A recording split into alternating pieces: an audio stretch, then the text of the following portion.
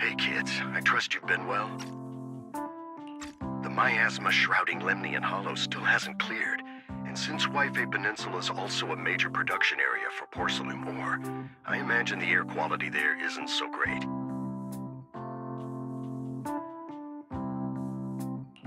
The city's air isn't great, but the real concern is the miasma still spreading through Waifei Peninsula. Do you have any plans to handle it, Mr. Mayor?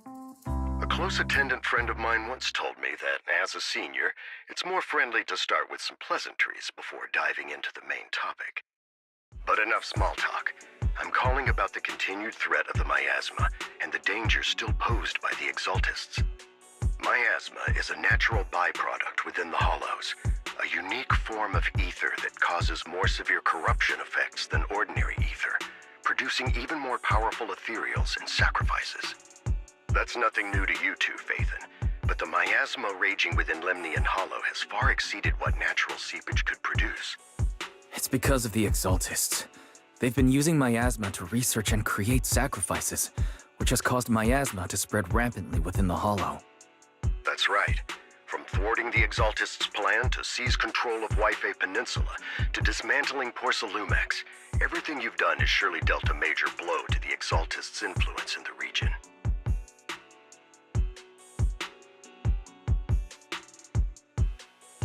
But the Exaltists' actions are still harming the people of Waifei Peninsula, and the miasma in Lemnian Hollow shows no sign of letting up. Which brings me to the reason I'm troubling you both this time. The opportunity to root out that evil once and for all has finally arrived. Porcelumex's co-chief executive officer Ferox secretly allied with the Exaltists to carry out unlawful hollow experiments, seriously endangering the safety and interests of Waifei Peninsula's citizens and businesses. I'll spare you all the official jargon, but in short, Porcelumex's influence and control over Waifei Peninsula have been significantly restricted. But investigations and operations by the city government in Waifei Peninsula are still being hindered because another major player has rolled in. A defense force unit, led by Major General Lorenz, has been deployed to Waifei Peninsula over the past few days, imposing temporary military control to investigate Porcelumex and contain the Exaltist threat.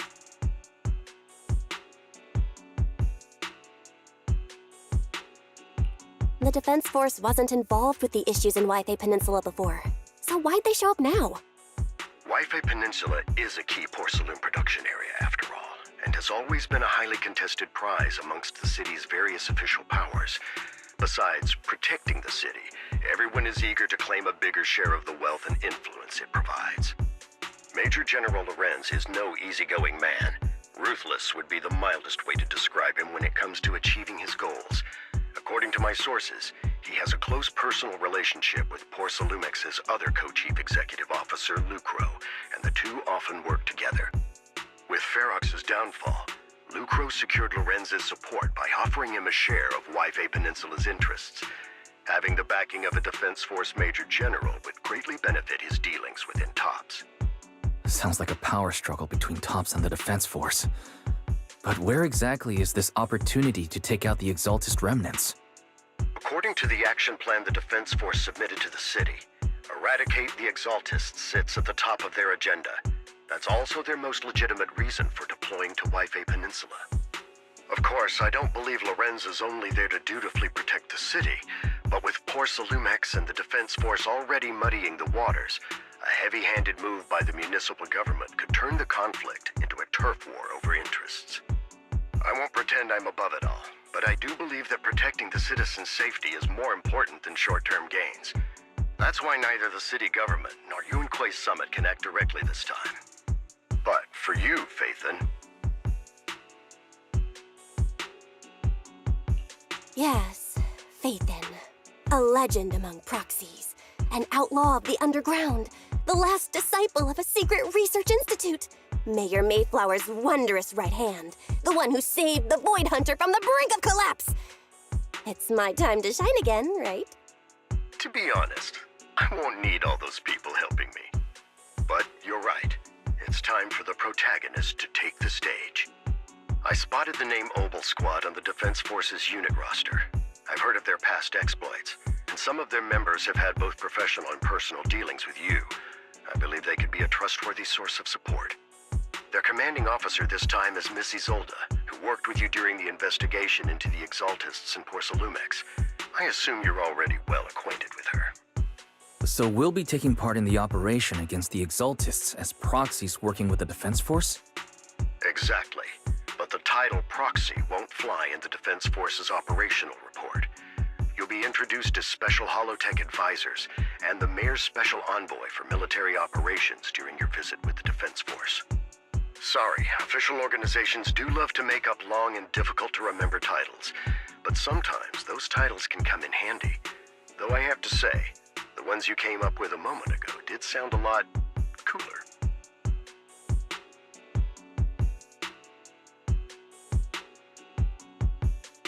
By the way, we came across a few scattered clues about our teacher in the last mission, but we still didn't make any real headway.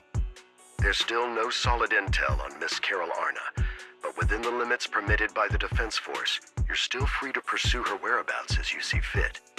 I've already informed the Defense Force and Miss Isolda in advance. The specific plans and arrangements will be up to you two to discuss with Isolda and Obel Squad.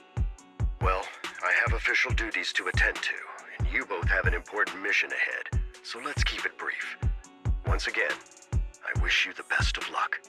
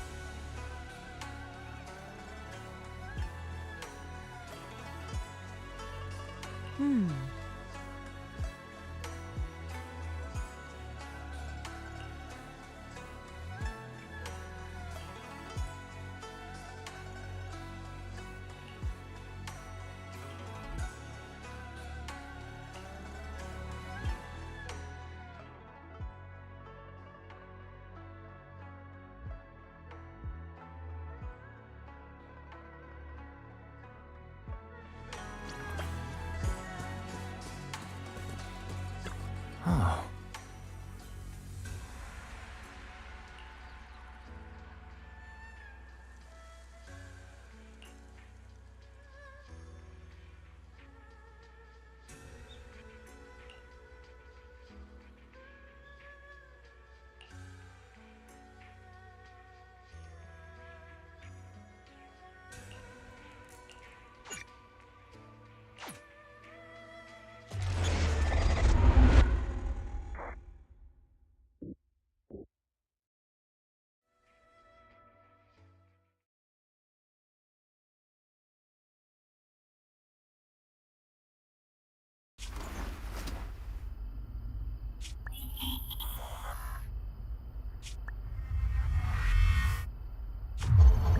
Hit city center out of nowhere.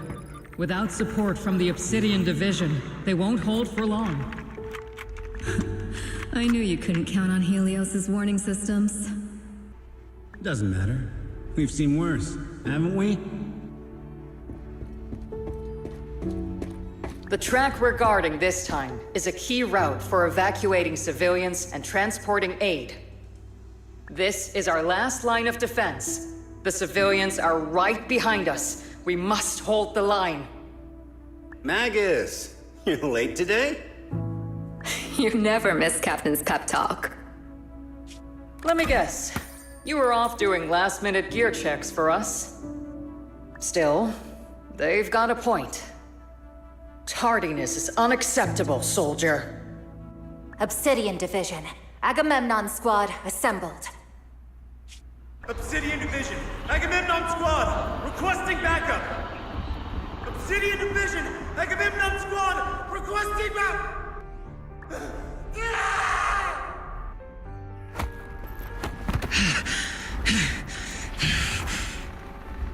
Fall back, Orpheus! Fall back. No. No, we have to kill it. Whatever it takes. Get back! I'm from Yunkoi Summit. We'll hold the line from here. You can fall back now, comrades. Everyone, we can still save them. And the civilians, they're right behind us. We can't back down. We cannot fall back! So, is this the end? Revenge. Against what? The Hollow? Against everything. I've already lost everything. Captain? Captain Magus? Nagus? Nagus, were you dreaming again? Intelligent constructs don't dream. It was just leftover cache fragments tucked away deep in my memory module. So, were you dreaming about the past again? It's a good thing you gave up your studies at the Meta School to enlist, Orphe. What can I say? My brain can be a bit slow at times. Anyway, Magus, you talk in your sleep all the time. I don't sleep. It's a self-diagnostic mode. And I've told you before, use my proper title while on duty, and stop eavesdropping on me. Yes, Captain Magus! I swear, I'll never listen to you sleep-talking again. But given how you're always right behind me, it's kinda hard not to overhear. It's not sleep-talking. It's echoes of residual signals from the vocal module during self-diagnostic mode. Yes, Captain Magus. I swear, I'll never eavesdrop on your, whatever that was during self-diagnostic mode again. Still, it's strange. I actually overslept today. I mean, my self-diagnostic ran longer than expected. It feels like some kind of bad omen. Are intelligent constructs superstitious too? Well, I am just like you. An idiot who dropped out of school to join the military. Superstition is the only knowledge I've got that I can actually rely on. Enough breakfast chit-chat. Time to get ready for this morning's operational briefing, Orphe. Yes, Captain Magus.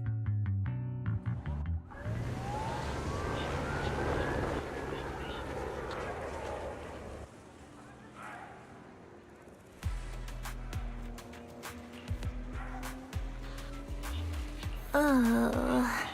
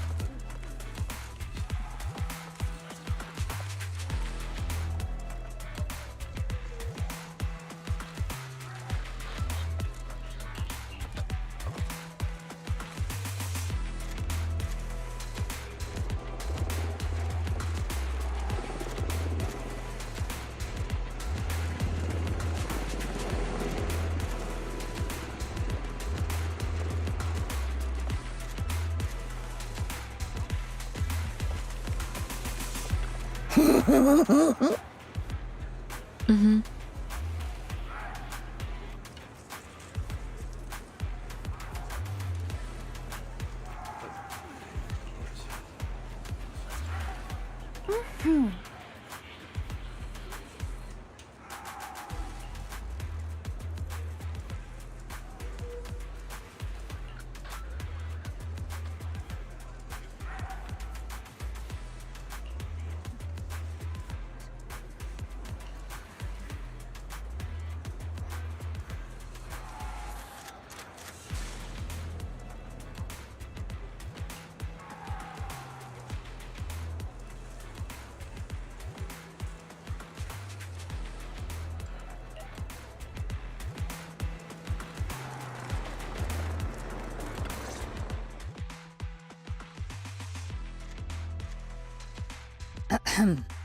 Good morning, everyone.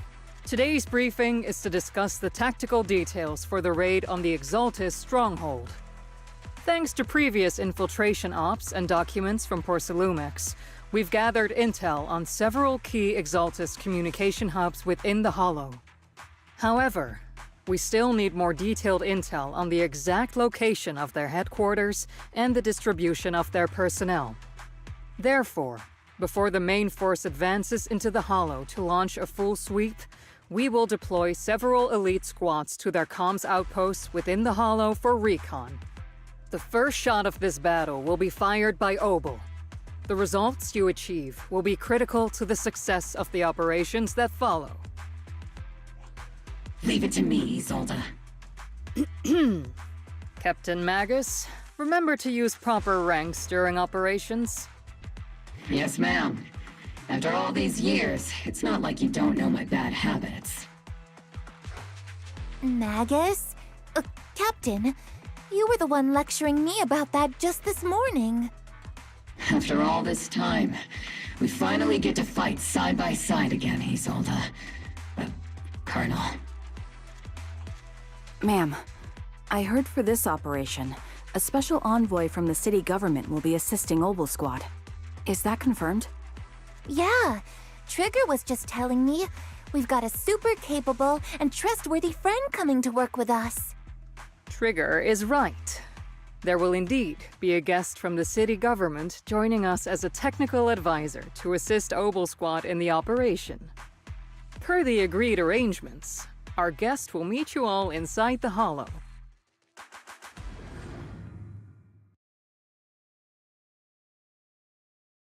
The Exaltists have long plagued Waifei Peninsula.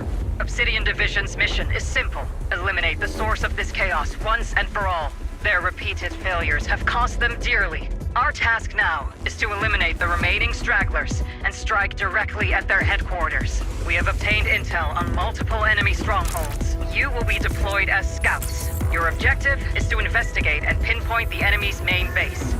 Blitz Squad will handle the frontal assault. You will also rendezvous with the technical advisor dispatched by the mayor and assist them in securing the key data. Aegis Squad, you will strike the enemy from the air, providing firepower and intel support for all units on the ground. Operation codename Blitz and Aegis. Obel Squad, gear up and get ready! Obel Squad reporting in. We are at the target Hollow.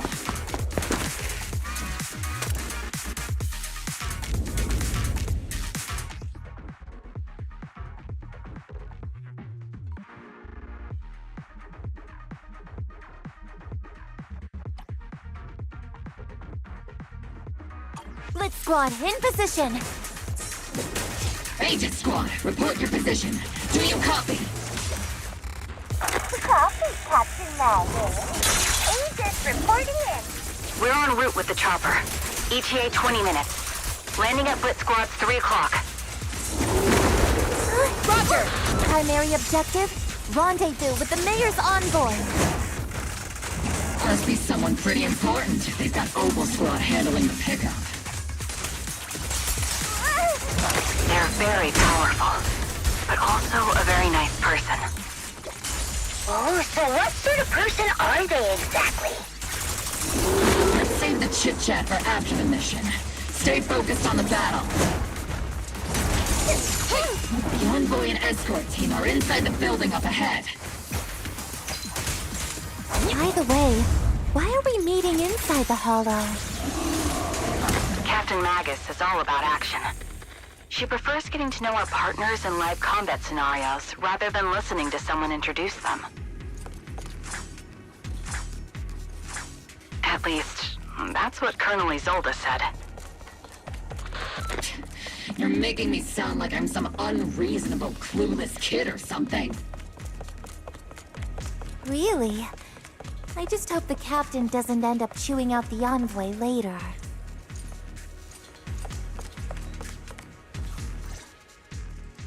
We've successfully rendezvoused with the target.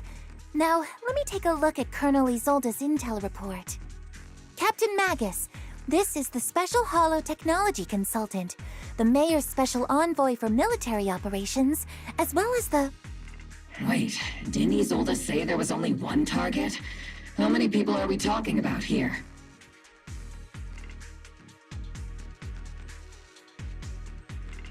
You can call me Lord Phaethon. Okay, I'm kidding. I thought that might lighten the mood a little. Just call me Proxy. So this is the amazing Miss Phaethon that Trigger and Soldier 11 were talking about. Turns out you're actually pretty down to earth. I know who you are. You must be the infamous Phaethon they mentioned, right? Trigger was definitely talking about the renowned Miss Phaethon. Usually, only heroic characters are described as renowned. For villains, it would be... If the other side is a villain, then working with them means we're on the side of villains too. To be honest, I'm still a little uneasy about having a proxy join up with Obel Squad. I'm an old-timer who plays by the rules. No dramatic backstory, no need for wild adventures like the younger ones. So I've rarely had dealings with anyone outside the military. Especially someone from, well, the underworld, like you.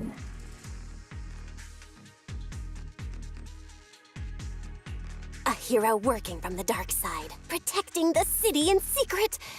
I have to admit, that sounds pretty cool. Sure, I've heard stories of your accomplishments, but don't mistake that for me seeing you as a hero. Everyone walking the city has their own purpose, especially someone with a complicated background like you. But I hope your goals won't interfere with Obel's mission, or violate the Defense Force's principles. Otherwise... If what you call your principles are genuinely just, and your aim is to protect others, then I'd say we're on the same side. I hope so.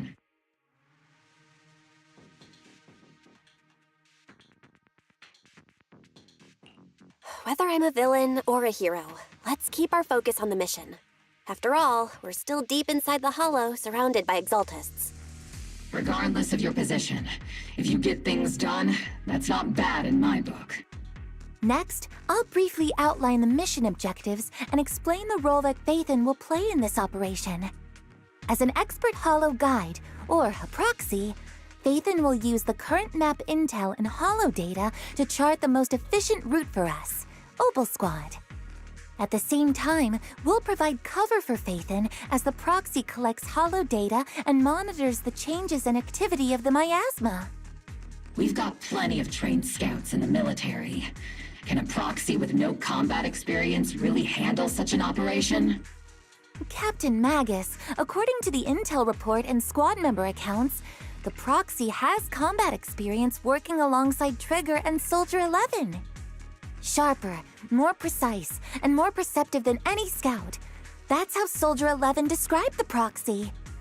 I don't think we've ever seen anyone who's earned the approval of both Trigger and Soldier 11 outside of our own squad members. If no other squad members or Isolde have any objections. That wraps up the mission briefing. Don't fall behind, Proxy.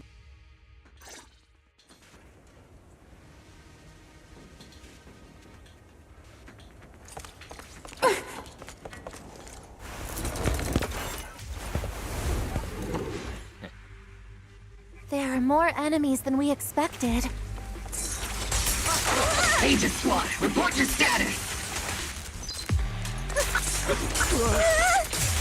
Aegis Squad, come in! Orphe, leave the front line to me.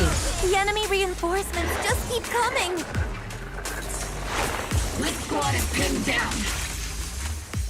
Aegis Squad, do you copy?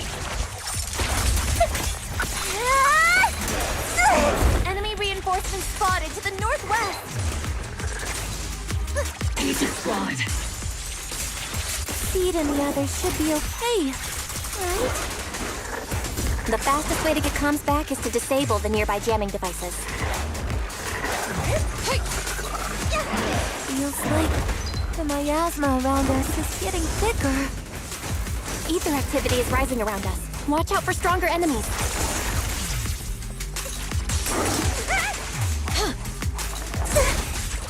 Got away!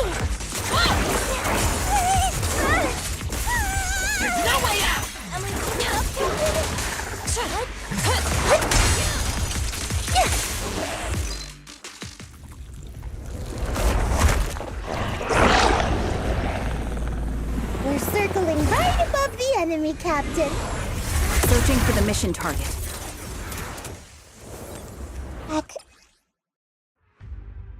Aegis Squad has reached the LZ. Blitz Squad, do you copy? Comms seem to be jammed.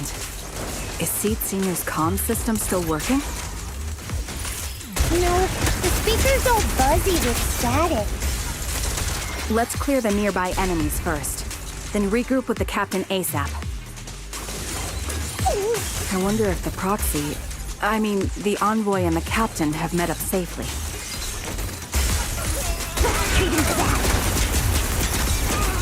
The area's all clear now. All those annoying pests? Good riddance. Come in, Blitz Squad. Do you copy? Seems that annoying signal interference is still floating around in the air. The enemy control room is just ahead. It's packed with communications gear.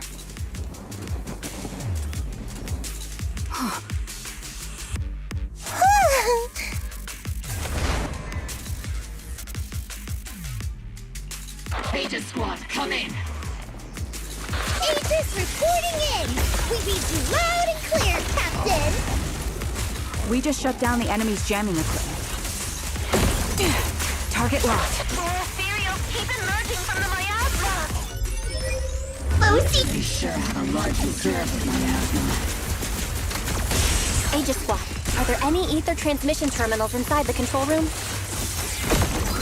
Initiate rush attack! Roger! New objective! Shut down the ether transmission system!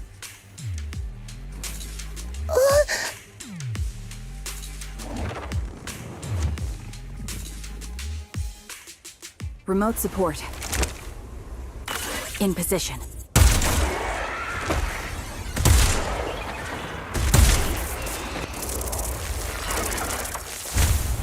The ether transmission system has been shut down. Sector 11? Great! That cuts off the supply of miasma.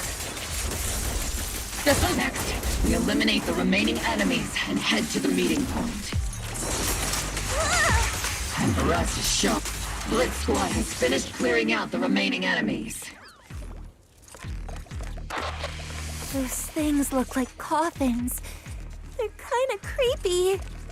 What's a coffin? It's a thing where people are laid to rest. Laid to rest? Oh, you mean like Seed Senior? Huh?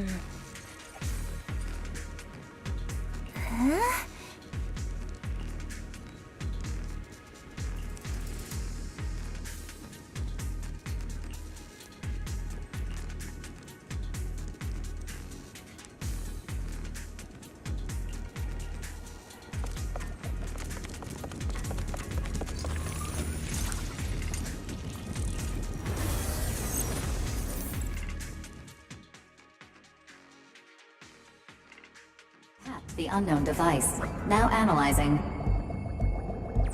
Network communication structure detected. These devices are interconnected, probably forming part of a larger equipment array. By cracking part of the data, we can locate the other devices. Looks like Proxy's quite the skilled hacker. You're amazing, Proxy! You're not secretly hacking into my brain while I'm asleep, are you? Hey, come on. I'm a professional. I have standards. Communication structure analysis. 50% complete.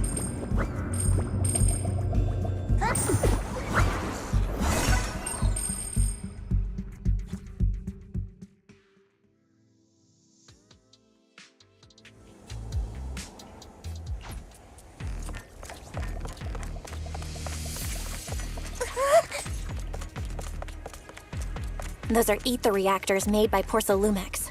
Not gonna lie, they look pretty ominous. Porsalumex? That's the company working with the Exaltists, right? Not everyone in the company is bad. hopefully. Even if they're not all bad, Flemmy still played a part in this. That might be true.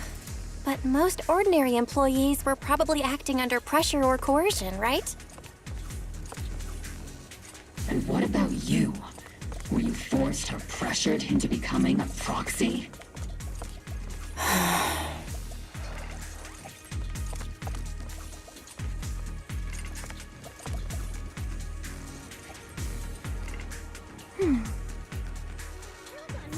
This is the only route Blitz Squad can take.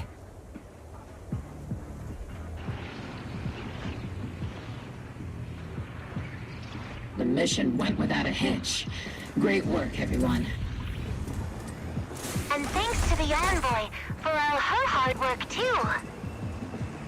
You were also amazing in battle. I was just doing my duty.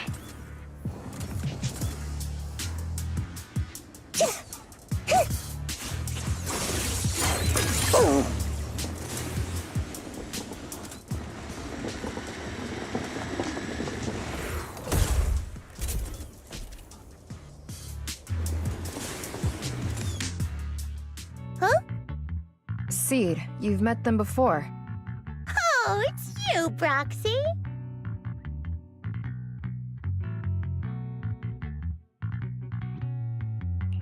You're Seed, right? It's been a while. We met briefly during the Porsalumex investigation. I remember. Oh, Seed Sr. says he remembers too. Shh, he's asleep right now, so he can't talk to you himself. But according to Seed Sr., you're someone who can be trusted. Someone worth trusting. Well, to be honest, it was Trigger and Soldier 11 who told Seed Sr. first. And then Seed Sr. told me. Seed Sr.? Is that the name of your mech? He's not a mech. Seed Sr. is an intelligent construct, totally different from exoskeleton-based vehicles like mechs. You carry the same scent as me, Proxy. You must be quite knowledgeable in this field. Did you attend classes properly back in school, Proxy? Strictly speaking, I never really went to a typical school. Sounds like a lie. You two have quite a unique way of talking.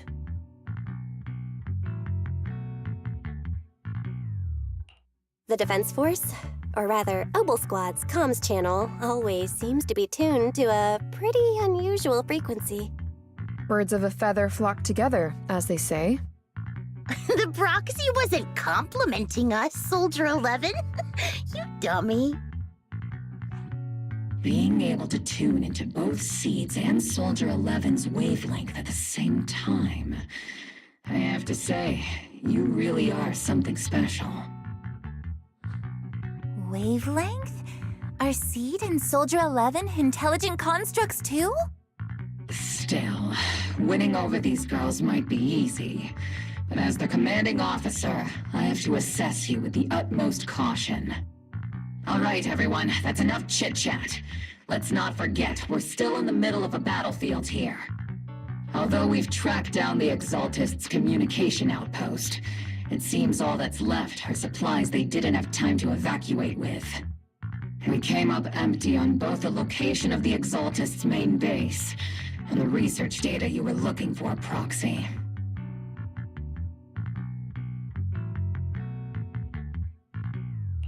The most efficient way to move such a large amount of supplies in a short time would be through spatial fissures.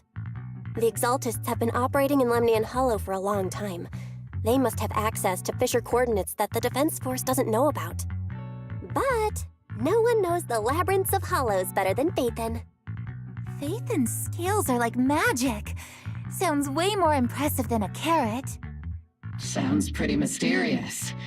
Anyway, you're confident you can catch up with them, right?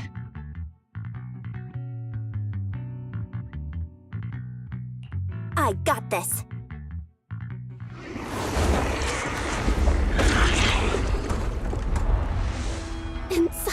devices. Those are all sacrifices? Seed, confirm the number of enemies.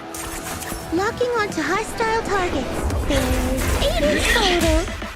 7, 6, 5, 4, 3, 2, 1.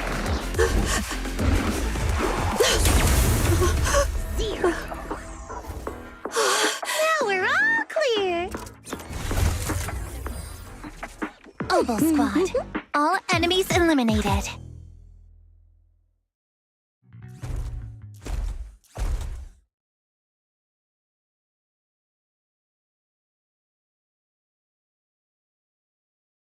The rambling old man is a little Seed's trophy. The final sacrifice is about to begin. How can swirling dust compete with a blazing fire? Do all the Exaltists talk like this? It's really hard to understand. Seed, make him shut up. Foolish unbelievers!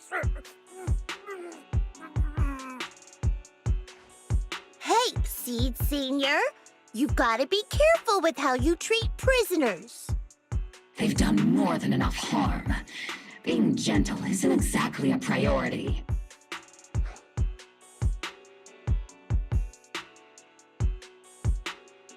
What sets these Exaltists apart from typical villains is their fanatical devotion to the Creator.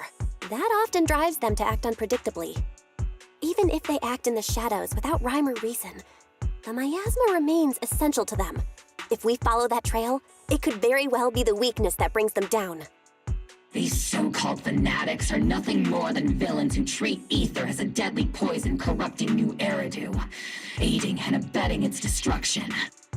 Let's see if they stay so devoted when confronted with 50 caliber high explosive rounds and military-grade high-energy lasers! Calm down, Captain Magus. As vile as the Exaltists are, not every member is guilty. Many innocent civilians were deceived into joining. In other words, not every Exaltist member deserves to be met with 50 caliber high explosive rounds and military-grade high-energy lasers. We've hardly caught anyone yet, and you're already defending them? I know how to throw around grand quotes too. Like no snowflake in an avalanche ever feels responsible. You're awfully sympathetic towards these scumbags. Perhaps because you're one of them? Enough! Captain Magus, I'm pretty sure your remarks have already exceeded the boundaries set by Commander Isolde's temporary protocol for addressing Phaethon, specifically the section designated for Magus. Huh? How come no one told me about it? Don't speak harshly to your squad mates, and don't say anything that kills morale. That's what you taught us, Captain Magus. I don't consider them a comrade. At least not yet. Whether we're allies who can rely on each other, or simply partners with our own suspicions, let's stick to our duties, Captain Magus. Wouldn't have it any other way, Phaethon.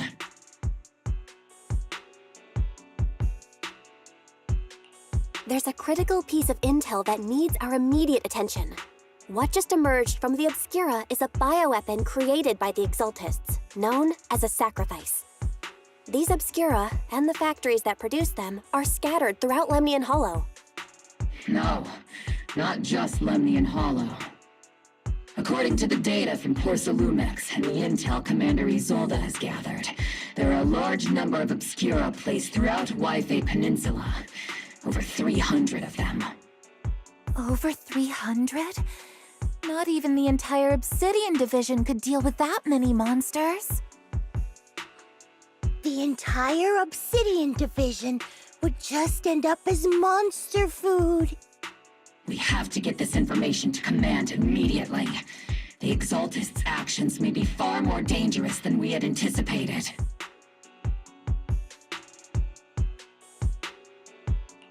No, that's not right. Although I did come across Obscura shards tainted with sacrifice energy, there's still no solid evidence to confirm that the sacrifices and Obscura are directly connected. The Obscura devices I saw in Phylum Heights didn't all carry traces of sacrifice energy either. More importantly, creating a creature as powerful as the sacrifices would require an unimaginable amount of ether. There's no way the Exaltists have access to such an immense supply of ether and miasma. Or they would have destroyed New Eridu long ago. Phew. Good thing the bad guys we're dealing with this time aren't that powerful. Yet. Hey, did you two completely forget that courage is a soldier's greatest virtue? Captain, didn't you say that kind of talk is just something generals say to sound impressive? The proxy has a point, but there's definitely something suspicious about the Obscura and Waifei Peninsula. We need to organize thorough inspections and patrols as soon as possible. Obsidian Division has already mobilized outside Lemnian Hollow. Those Exaltist rats will soon meet their end.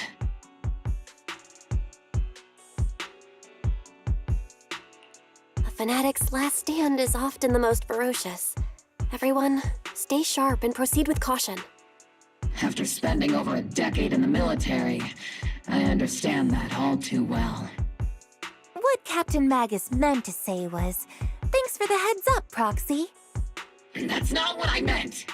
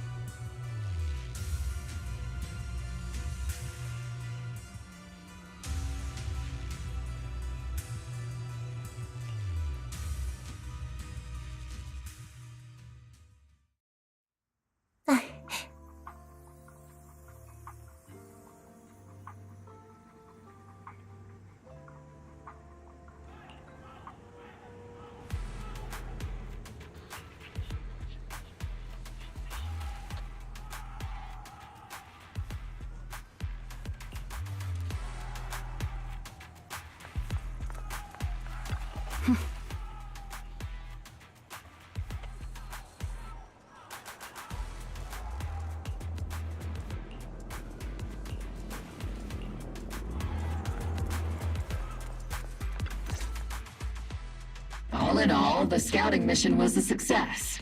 Opal Squad took no casualties. Against our firepower, those Exaltist lunatics didn't stand a chance. It's honestly baffling how HSO and public security got completely outplayed by the Exaltists. Their actions are chaotic and lack any strategy. Though credit goes to Commander Isolde's flawless planning. The proxy was amazing too. Just like Trigger and Soldier 11 said. And just like all those rumors on Internet. Huh? Orphe, since when have you been visiting sketchy sites like Internet behind my back?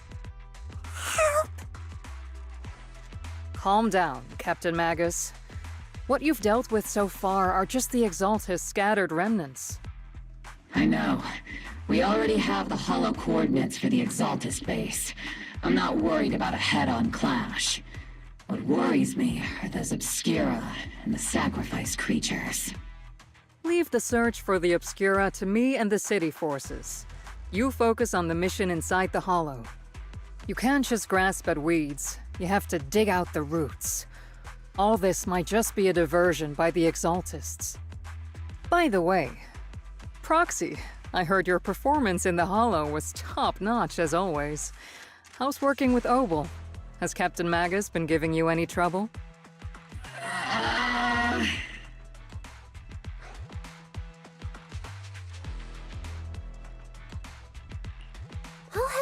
about that. I remember Captain Magus saying that Phaethon is a villain who should be dealt with using 50 caliber high explosive rounds and military-grade high-energy lasers? Don't go taking things out of context to make me look like the bad guy. I'm a straight shooter. Got it. Looks like the temporary protocol for addressing Phaethon doesn't really hold much sway over Captain Magus. It's all because I wasn't decisive enough. Please don't punish Captain Magus.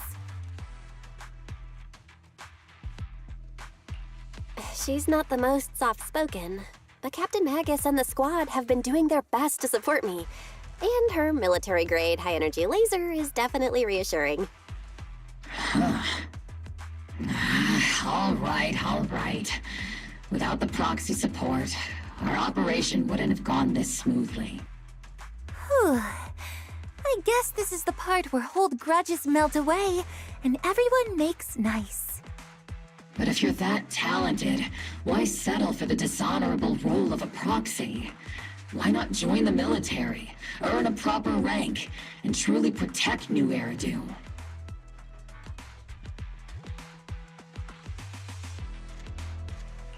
What's so dishonorable about it? The work we do in the shadows brings us closer to the light than many of those who stand in it. You're being a little harsh today, Captain. Proxy. How many unqualified civilians have you led straight into danger within the Hollows? And how many shady Hollow Raiders have you guided to dirty money?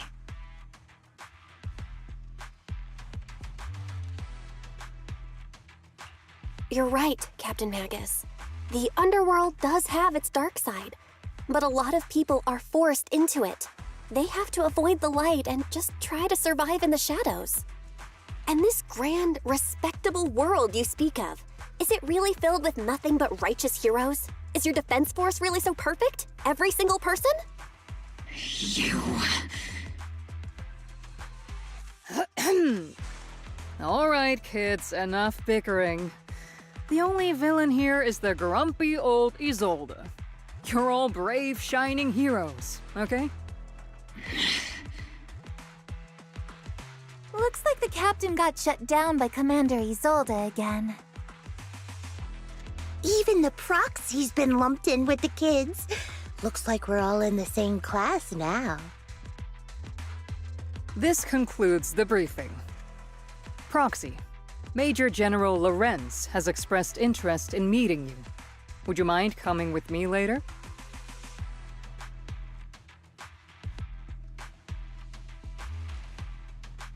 The Major General wants to see me? That can't be good. Relax. I'll be with you.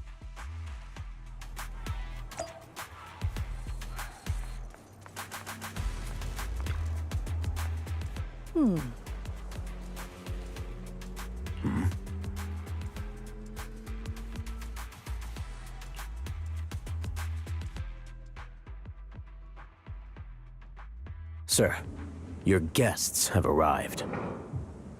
Colonel Isolde, I heard that, Obel Squad has already obtained the coordinates of the Exaltist headquarters. That's correct, sir. The recon operation was a success. However, we also discovered something unexpected. There are numerous ether reactors installed around Waifei Peninsula, known as Obscura, which may pose a significant threat. You can handle the specifics with your squad. You know I've always counted on you. Just make sure I get results. Yes, sir. Among all the mediocrity in the Obsidian Division, Isolde, you're the one who truly stands out. I'm really glad I found you back then. Someone like you shouldn't be stuck on the front lines. I'm pragmatic, but I always make sure my subordinates are treated fairly. This is a big opportunity, but I went to great lengths to get troops into Waifei Peninsula. So this mission is one we cannot afford to fail. Yes, sir. Ah, I seem to have forgotten about our guest. Isolde, the person beside you. This is the officially appointed Hollow Technical Advisor and the Mayor's Special Envoy for Military Operation, Bell. Welcome to Wi-Fi Peninsula, Ambassador Bell. I've been in Wi-Fi Peninsula for a while now. Honestly, it's more appropriate for me and Swabian Temple to be the ones welcoming the Defense Force. Swabian Temple? Ah, Yunque Summit. Pardon my memory, I nearly forgot our guest works directly under Mayor Mayflower. Mind filling me in, Colonel Isolde? Why is one of the mayor's personal agents, an infamous proxy, getting involved in Defense Force business? Bell was appointed by the city as a technical advisor and envoy for Mayor Mayflower, sir. She's here to assist and oversee the Defense Force's operation. Assist, huh? If the High Preceptor of Yunque Summit had shown up in person, perhaps I'd consider that worthy. And as for the supervision, since when does Mayflower get a say in when Obsidian Division pulls the trigger? Sir, Bell is only here to assist Obel Squad. This has nothing to do with the main force's operations or command. All part of the agreement to keep the City Council from meddling with our military affairs in Wi-Fi Peninsula. Which, I imagine, suits you just fine? Of course. Your arrangements are always right on point, Colonel. This whole operation is running smoothly, thanks to you. Well then, since you're the Hollow experts and personally by the Mayor, it's only right that I give you a proper welcome. Unfortunately, military secrecy is of utmost importance, so I'm afraid I can't escort Bell to the more refined venues in the city for a proper celebration, at least for now. Colonel Isolde? Until this operation is over, all of Bell's external communications and movements beyond Phylum Heights must be temporarily restricted. That's a very unique way to treat a guest. Major General, the Mayor and Yunque Summit might not be too happy about that. That's an order, Colonel. Yes, sir. The people from Porcelumix are still waiting for me in Phylum Heights. Something about a banquet to welcome the Defense Force to Wi-Fi Peninsula. Typical corporate parasites. Always know how to adapt and survive. I'm afraid I won't be able to personally entertain our guest, Isolde. Let's go, Madam Ambassador.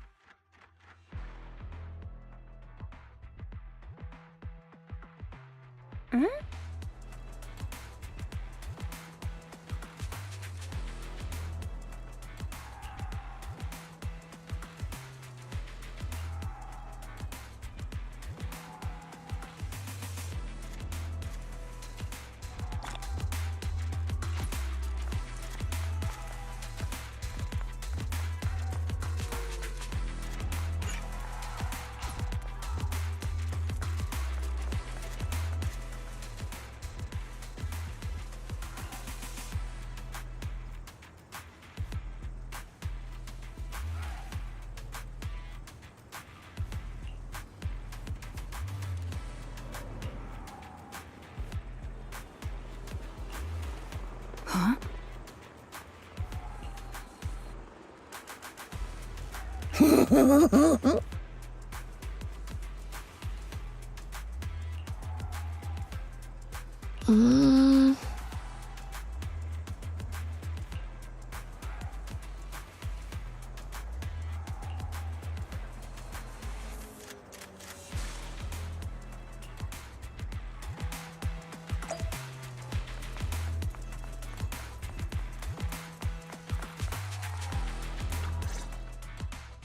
Captain!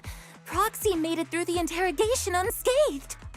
No significant change in pulse, and your face isn't too pale. Looks like you passed the test. You look so frail, Proxy. Who would have thought you had the makings of a soldier tough enough to endure enemy torture?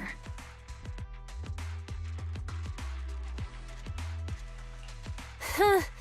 With you already calling me the villain, I figured I'd better get good at dodging torture. The Major General may be tough to deal with, but interrogating the Mayor's envoy? That kind of thing doesn't happen in the Obsidian Division.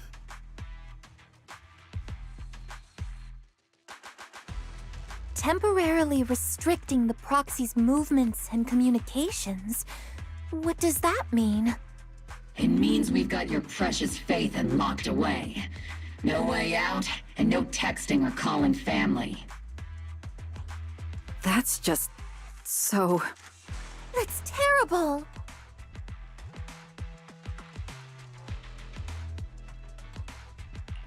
What a shame. I never thought the legendary proxy Phaethon would end up getting caught one day. On the plus side, at least the legendary proxy Phaethon was caught by Obel Squad.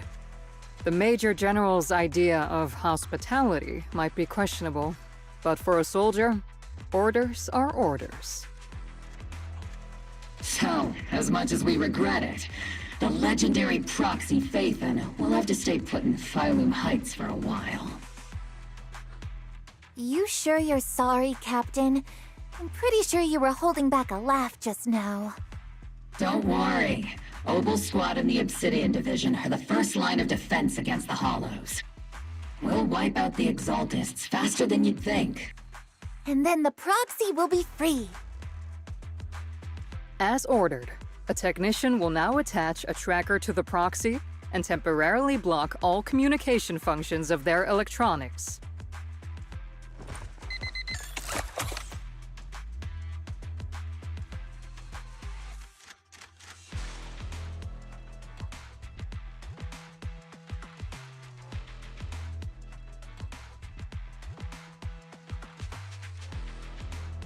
My apologies, Proxy.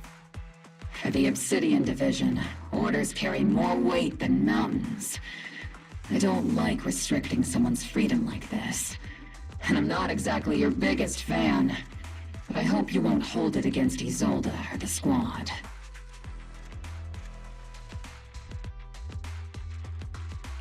I may not be a soldier, but I can understand the weight orders carry for all of you. If temporarily restricting my freedom helps the operation go smoothly and keeps the people of Wi-Fi Peninsula safe, I'll gladly go along with it. I never thought you'd show such resolve, Proxy. Don't worry. I'll keep an eye on you while you're with us. Captain Magus keeping an eye on you? Just a heads up, she's not exactly the caring type.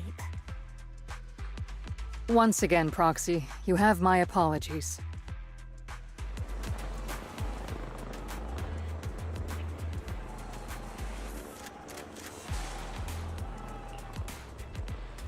Huh? Huh.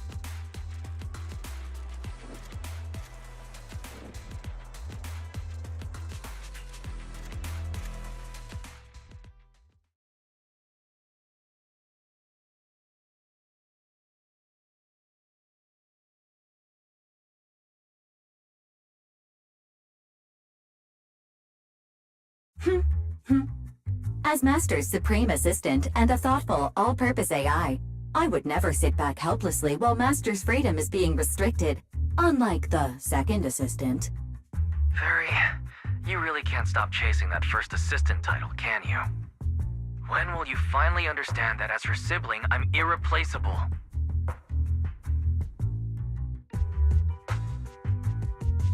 All right, you two, enough arguing. I'm just the pitiful, useless captured proxy here, while you two are elite hackers, okay? Negative. Although Master was unfortunately captured, Master remains an elite hacking expert. Save your useless sympathy, first assistant.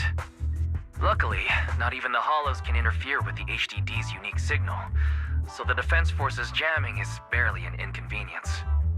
Still, I was the one who actually encoded the anti-jamming signal.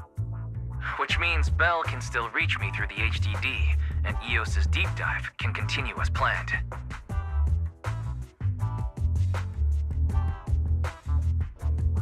I saw some new data with my eye implants in the Hollow. I need you to run some calculations. Whether or not the military's info checks out, nothing is more trustworthy than your calculations, Fairy. Affirmative. Additionally, I've made a full copy of the military intel files that EOS and Master saw. If the Defense Force comes knocking because you did something without permission, make sure they know Second Assistant and your Master had nothing to do with it. Anyway, leave the rest to me and Fairy Bell, just like always. Then leave clearing out the Hollow to me and Noble Squad, just like always. The Defense Force's mission is bound to be dangerous. Be careful, Bell.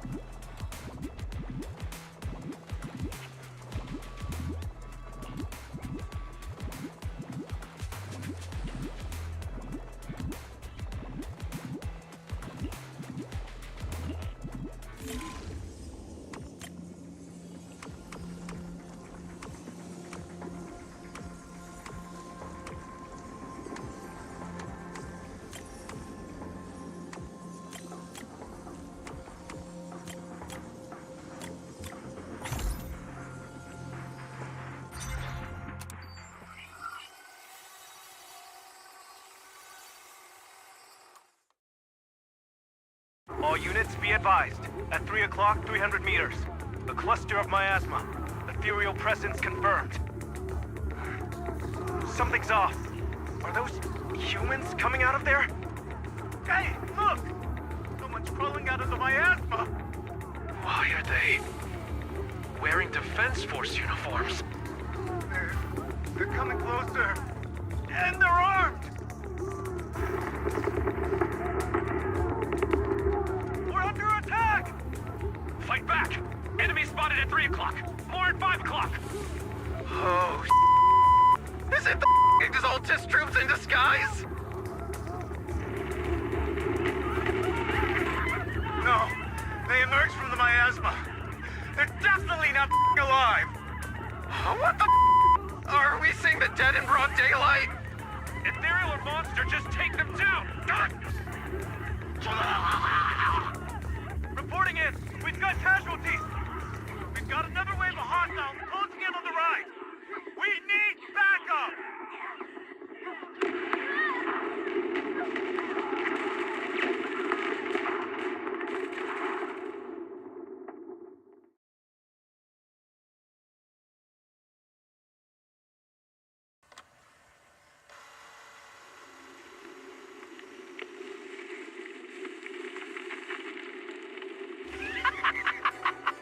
It's just as the Overseer said. Even a miracle like resurrection is nothing for the Creator. Don't let joy blind you, my dear brother.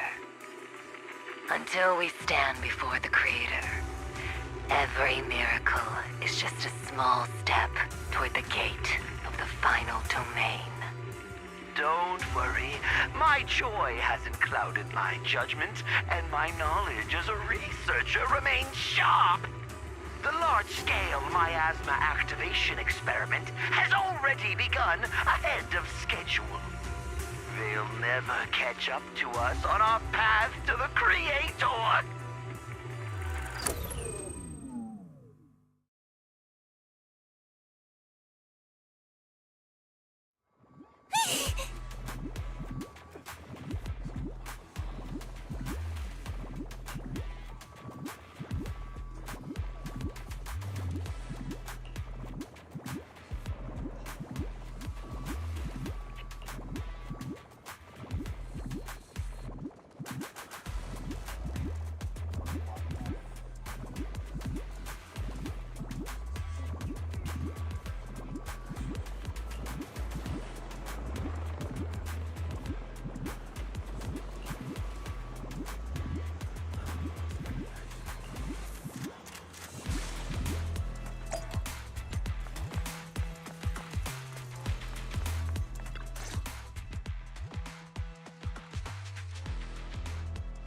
The Exaltists have already figured out that we're launching a full-scale operation? So far, only Obel Squad's scouting mission involved direct combat. What that recon team ran into was likely just an unfortunate accident. But your operation was flawless, and no part of the plan was leaked. That means either the Exaltists are more perceptive than we thought, or some unit acted outside my command and carried out an unsanctioned mission. But Lorenz handed over command of this operation to you.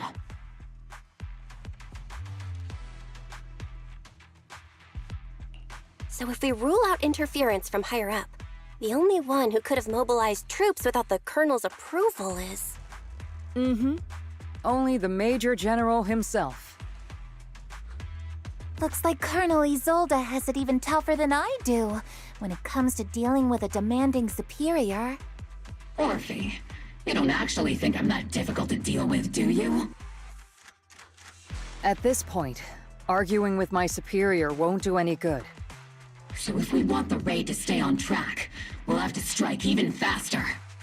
While I usually think you're a little too reckless, Magus, this time, I agree with you. Swift as the wind, fierce as fire, and unknowable as shadow. That's the essence of Blitz tactics. At least according to a Yunque Summit scroll.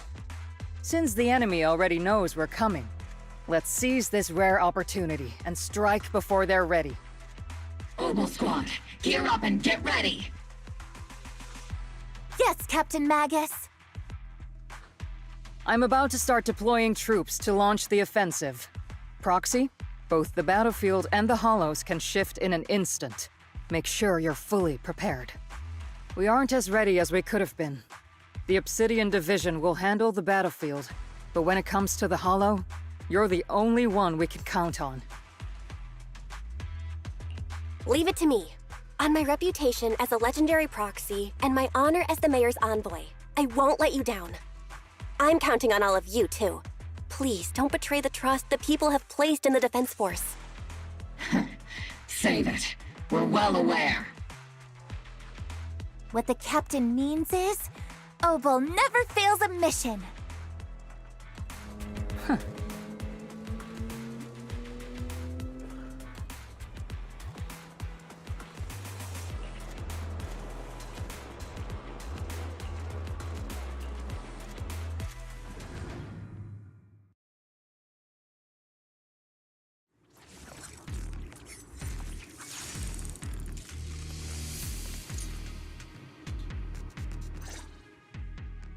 The unexpected deployment of forces beyond Isolde's plan has put the Exaltists on high alert, like a startled bird ready to flee.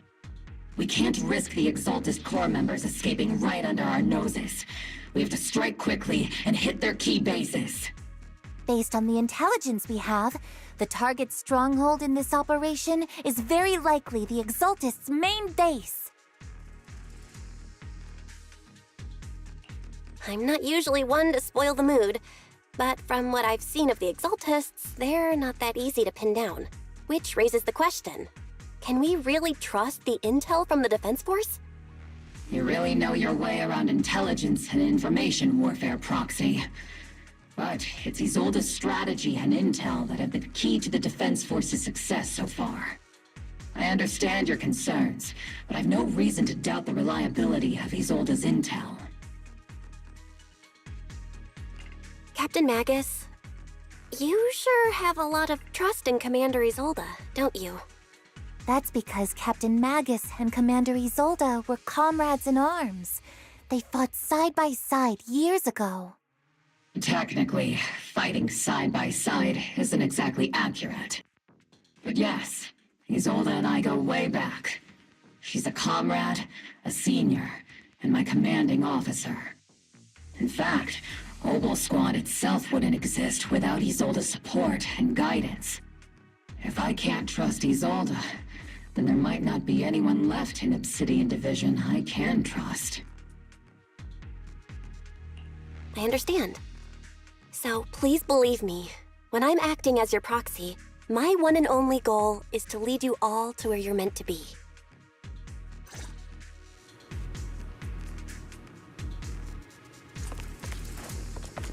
The Defense Force people are here.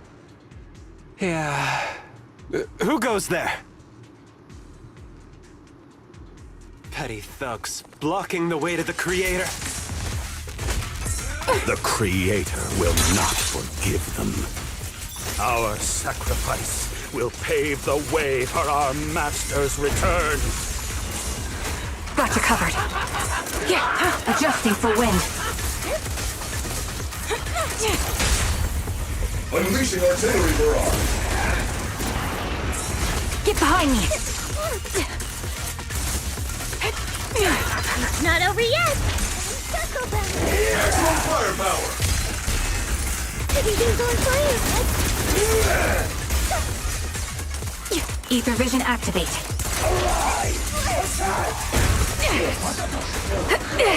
Yeah.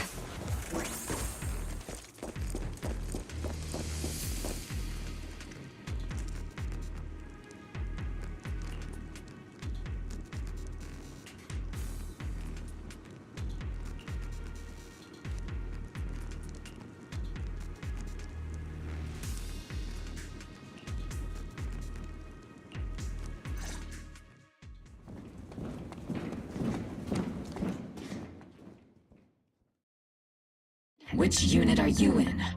According to Commander Isolde's orders, aside from Obel Squad, there shouldn't be any other squads assigned to raid this base. Isolde may be the acting commander for this op, but our squad reports to Major General Lorenz.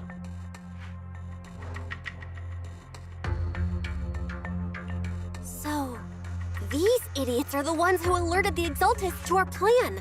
And it was all under orders from the Major General? Mind your tone. The Major General sent us because he was worried you wouldn't be able to handle this alone. We're here to support the operation. Support the operation? We were just out there fighting alone as a single squad. That's right, and we really do appreciate it. Without you taking the brunt of the Exaltists' attention, we couldn't have made it to their headquarters from the flank so smoothly. We have to apologize. We accidentally beat you to it and ended up taking the credit for wiping out the Exaltists' main base. Credit? That's meaningless. Is this really the attitude of new recruits in Obsidian Division these days? Acting all high and mighty. You're just a gun. Do you really think yourself so important? I may be a rookie, but at least I'm not a washed-up old dog like you. Watch it! The captain has given everything to protect the city. You don't deserve to... It's okay, Orphe. As long as they really did take out the Exaltists, then they've helped safeguard New Eridu, which makes them our comrades. Even among comrades, there are plenty of annoying ones. If you ask me, we should just take this guy away and cover it up as an accident caused by an Exaltist attack. Hey, are you threatening me? Stay focused, soldier. Answer me. Has the Exaltist's base been completely cleared? Several creatures took advantage of the chaos to escape. We had other orders to carry out, so we didn't have time to pursue them while clearing the base. Other orders? What could be more important than wiping out the Exaltists? Bunch of fools. They can't even handle something this simple properly. Opal soldiers, let's move out. Once again, it's up to us to clean up after these fools. Opal, gear up and get ready. Yes, Captain Magus.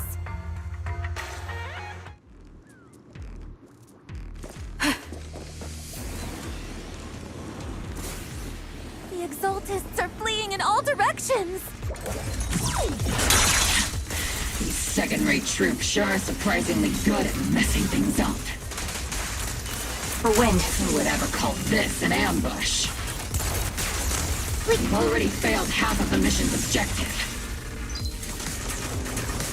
Hopefully we can still find some useful documents and materials.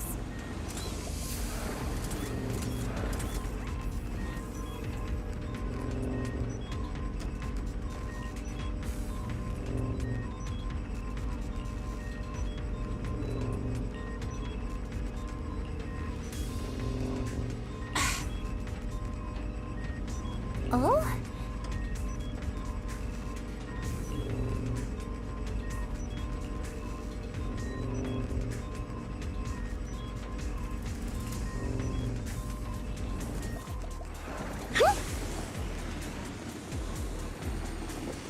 Elite targets have appeared. Elite targets. Just the kind of fight Opal Squad's been waiting for. Strategy! Scorcher! Be careful, Captain! It's your turn to blossom.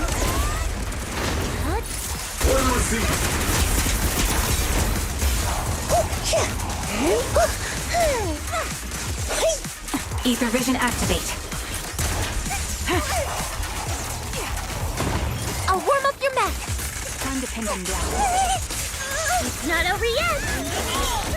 Full speed ahead, Senior. Everything is moving along smoothly, Mr. Lucro. We'll be counting on you again this time.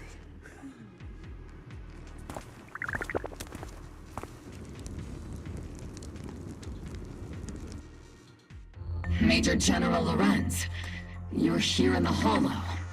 In person? You're the squad Isolde spoke so highly of. Codename Obel, wasn't it? This is quite a surprise. You arrived even faster than I expected. It's just as Colonel Isolde said, you're quite a capable squad. Given that you're leading this entire operation, I'd expect you to be at the command post. And the person with you is... You must be Mr. Lucro. We met briefly at the Porcelumex Safety Inspection Reception Banquet. A reception banquet? For a safety inspection? That makes no sense. This, gun certainly has a blunt matter of speech. Anyway... we are acquainted from the banquet, aren't we? Also involved with the Obsidian Division, I see. For someone so young, you must have made quite the impact with the military. Not so, Mr. Lucro. This young lady is the mayor's envoy, specially sent by the kind-hearted Mr. Mayflower to oversee our work.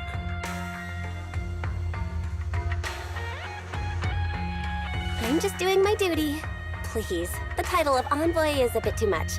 I feel like it's a little too high and mighty. So you're a distinguished guest from city administration. My apologies. Please excuse the poor welcome.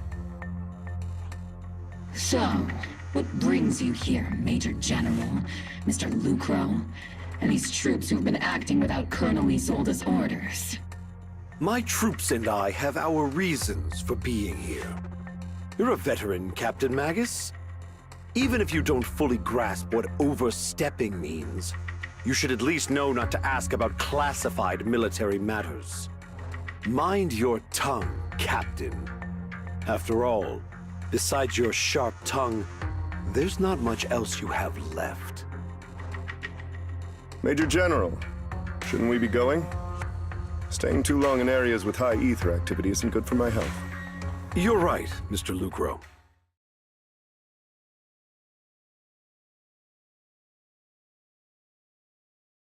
Ugh. Aside from that clerk I met at the Special Military Affairs desk, these are honestly the two most annoying people I've ever had to listen to. Sorry, Captain Magus. It was wrong of me to speak disrespectfully about a commanding officer. I'll let it slide this time, Orphe. If I weren't afraid of getting you all tried at a military tribunal, I'd have turned every curse word into high-energy laser blasts right at their faces. This place is not only a key Exaltus stronghold, but also one of their major research facilities. One of Porcelumex's executives previously worked with the Exaltists. Many of their facilities were originally Porcelumex's assets as well. And now under Lucro's lead, Porcelumex has formed ties with the Defense Force. It's clear why they're here. You're making my head spin. Isn't it just those two plotting how to profit? Goodness, Commander Lorenz is such a bad person. Orphe is still caught up in that naive teenage mindset of seeing the world in just good and bad. Goodness, Orphe. You really are a fool. But I can't say you're wrong this time. They chose to meet in the Hollow, likely to stay under the radar. Either way, Obol's mission continues. Everyone, we keep pursuing the escaping Exaltists. Yes, Captain Magus.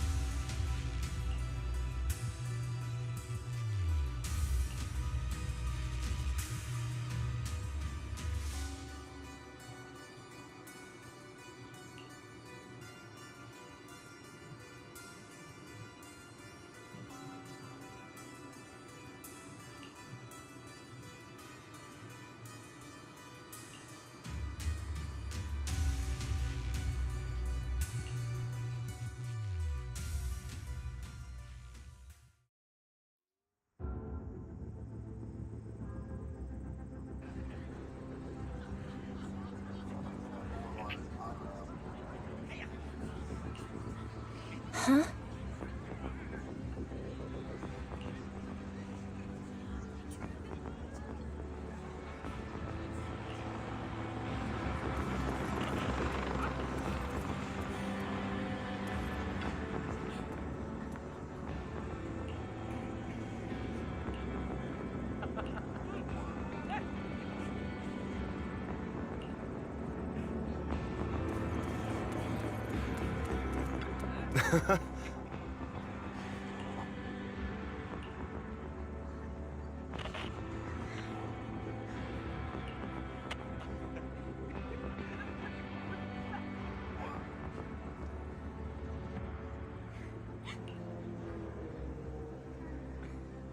Huh?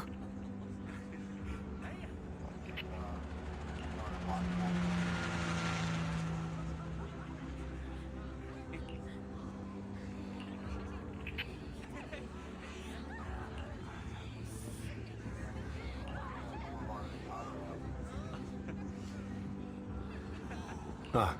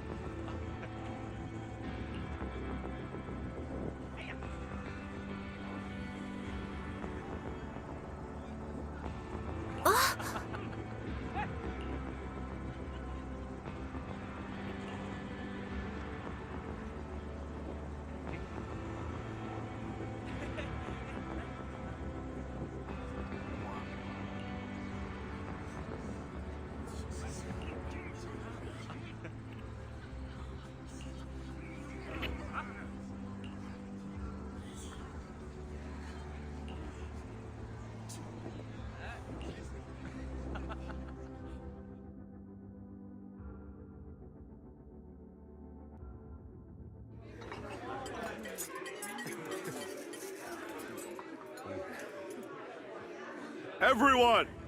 The Exultists, the threat that plagued Waifei Peninsula, have been wiped out under our thunderous assault. Once again, we've brought justice and victory to the people of New Eridu, like every triumph before! Give it up for yourselves, soldiers! Cheer for victory!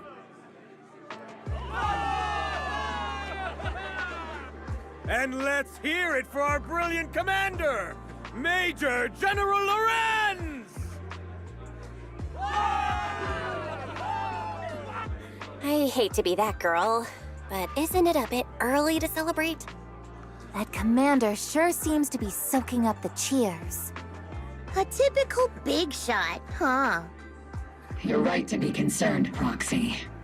There are still Exultist stragglers roaming inside and outside the Hollow, and the Obscura in the city haven't been fully inspected yet. As far as I know, the key Exultist leaders are still on the loose. They've managed to slip away after every encounter so far. The Exultists will still be a threat until they're taken out. Even though Mevarok was severely injured by Ishwan Shifu, and the Exultists suffered heavy losses, there's still no sign of them backing down. Miasma activity is still spreading. Key people like Sarah still hold major influence. Ishwan, High Preceptor of Yunquai Summit? I've heard the name before. How come I don't see Colonel Isolde anywhere? As the operations leader, shouldn't she be here to celebrate? Isolde has been unwell recently, and went back to the city to rest. She's also been absent from meetings over the past few days. Maybe the commander's like Proxy and isn't fond of these kinds of gatherings. She might have just found an excuse to slip away. You might be right. That does sound like her. In any case, we've dealt a heavy blow to the Exultists. And after fighting on the verge of life and death, the soldiers really needed a victory to boost their morale. That doesn't sound like something our strict Captain Magus would say. Think of it as me trying to lift everyone's spirits. As soldiers, it is our duty to obey orders. So even when we have doubts, we can't launch investigations on our own. If you take action without orders, you'll be standing trial at a military tribunal.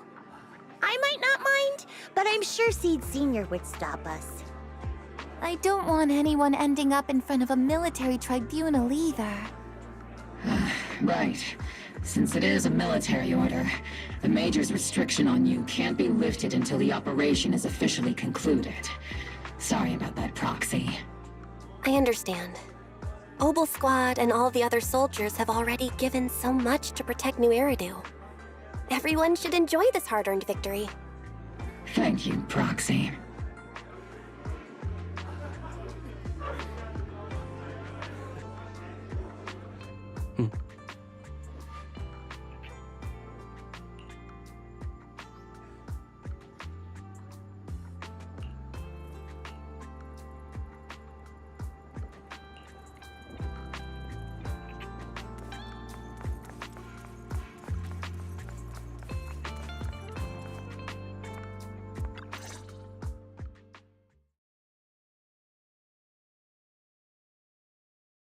Actually, I've already heard about Lucro personally entering the Hollow and the Major General's movements.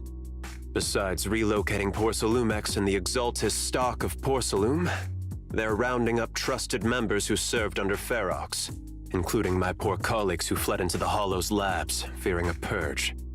The dust hasn't even settled, yet they're already discarding what they no longer need, proving that the only thing crueler than one ruthless boss is another. I have no place in TOPS any longer, and the Defense Force won't seek justice for a stray like me. Even though you played a major role in taking down Ferox, your new boss won't tolerate you for long, will he? Exactly. I can't stand stray dogs like you always sniffing out scraps to survive. Like I ever had a choice. I'm just trying to stay alive. Honestly, I was already planning to turn to you and Yunque Summit for help. Regardless of our differences, you are among the few in Waifei Peninsula who have the power, care about justice, and are willing to hear me out. A stray like me is used to bowing and begging. Unfortunately, no matter how much power we might have, we're just as constrained as you are now. I can't contact anyone at Yunque Summit for assistance either. But if it's just to keep you safe... It's all right. Just when I was at my wit's end, Miss Savior appeared.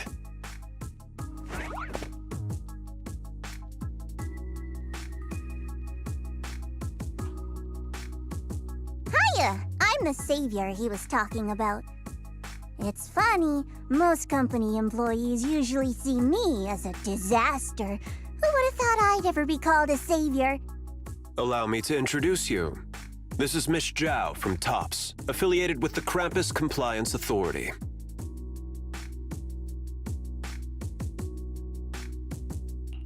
Nice to meet you, Miss Zhao. The Krampus Compliance Authority. Is that the name of another company within TOPS? It doesn't sound as familiar to me as the other big companies. That's all right. Most people haven't heard of it. Krampus isn't actually a company. Our role is to inspect, decide on, and enforce regulations. Brutal competition is an inherent flaw of the market system. For the members at the round table, it doesn't matter if a company's executives are tearing each other apart. However, the condition is that all actions by the company and its management must comply with the core rules and interests of the Alliance. The business game doesn't always let us play by the rules. That's the Round Table's mercy. But when those rule breakers go too far, the strict mother reaches out with her black branch. This time, Porcelumix has clearly stepped out of line.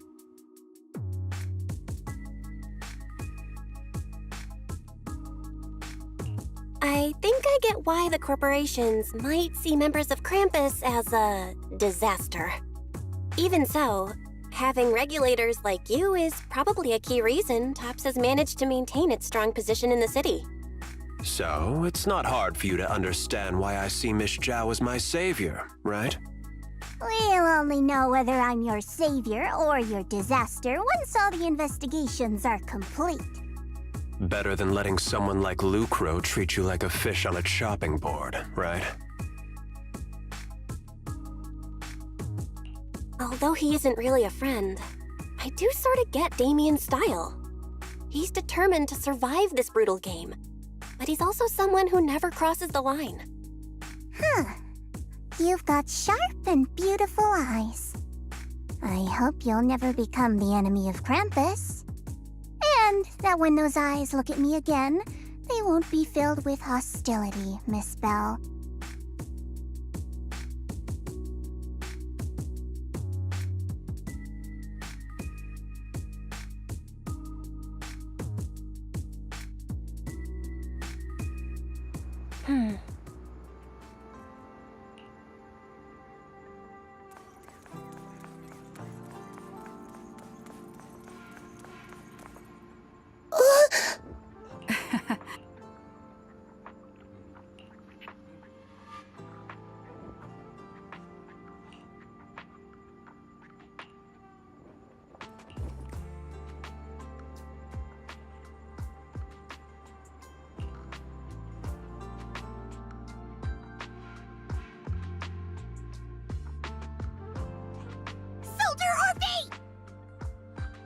Soldier Orphe!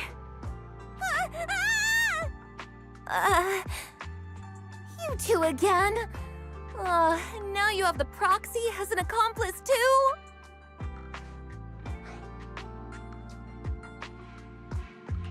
You've got it all wrong, Orphe. I had no idea those two are planning to scare you. Captain Magus is asleep. Don't wake her up. We should let her rest. Is it time for the captain's self-diagnostics? Is Orphe more worried about waking the captain, or about the captain catching you secretly enjoying some prohibited items? Excuse me. First of all, my concern for the captain is absolutely genuine. Second, the field manual doesn't list lemon-flavored chips under prohibited foods during deployment. I have every right to protest Captain Magus's executive decision to declare all snacks as prohibited. Oh. Then why doesn't Orphe protest when the captain's actually awake? I'm sure Orphe has her own reasons. Anyway, if Orphe doesn't want us to tell the captain... How about sharing some of those lemon chips with us? Seed and Trigger are robbing me again! Isn't this just a regular part of our night ops briefing? The law doesn't punish the majority, Orphe. Then, the proxy should also share the responsibility.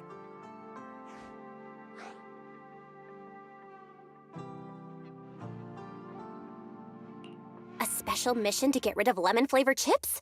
Count me in!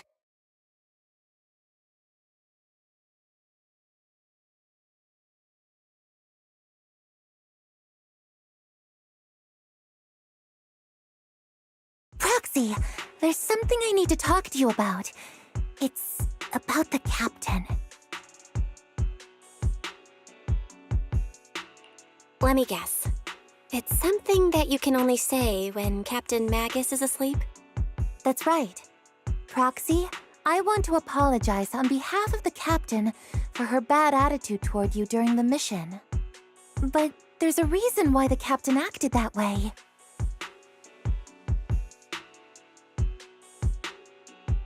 I trust that you know the captain, Orphe. Otherwise, why would you trust her so much? Come to think of it, you and Magus make a pretty unique team. A soldier paired with an intelligent weapon construct. An intelligent construct? No, the captain is more than that.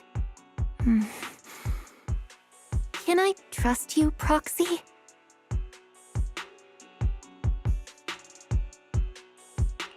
Like I said, just like you trust Captain Magus.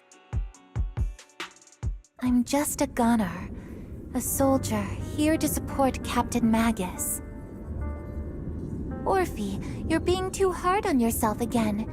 You're special. You're one of a kind.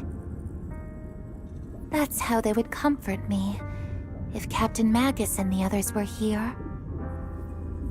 But No. I know that I'm not someone special. From the moment I was born, being a gunner has been my sole purpose and mission. In the disaster 11 years ago, New Eridu lost so much. It lost so many of its soldiers.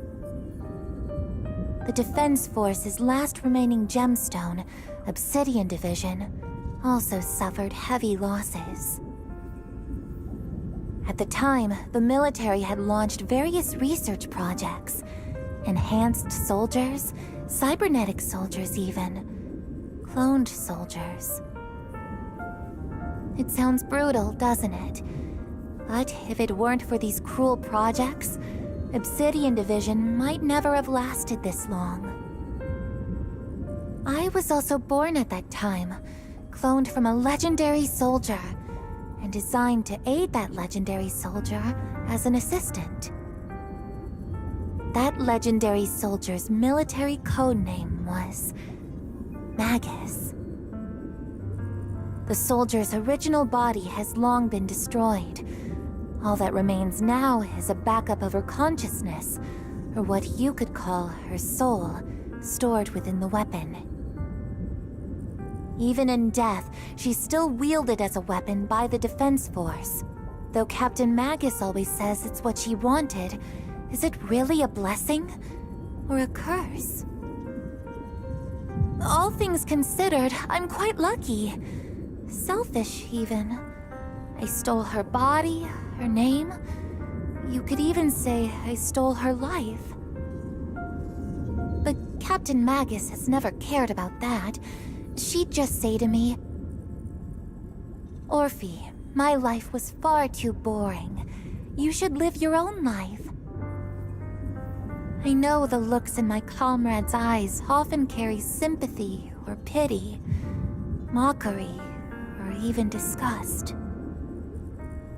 Still, I can't help but feel that I'm lucky.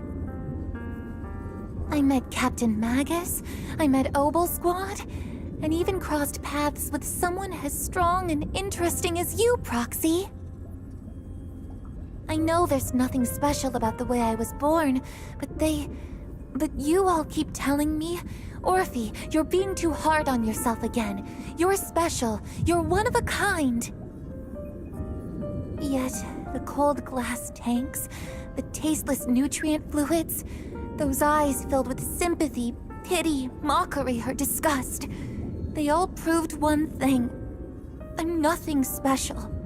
They all told me I'm just a pathetic, tragic person. But you all keep telling me, over and over again, "You're one of a kind, Orphe." I can leave those glass tanks in the past. I just don't want to let your expectations down. Rather than those cold, lifeless glass tanks, I want the warmth of Captain Magus. I'd rather have my noisy Obel Squad and you, the cool Proxy. Our pasts, whether it's mine or Captain Magus's, are not what define us. Although Captain Magus often jokingly calls you the villain, that's all just talk. Our pasts are not what define us. Instead, it's up to us to determine our destinations. As a Proxy, you'll lead us to the right place. I believe in you, Proxy.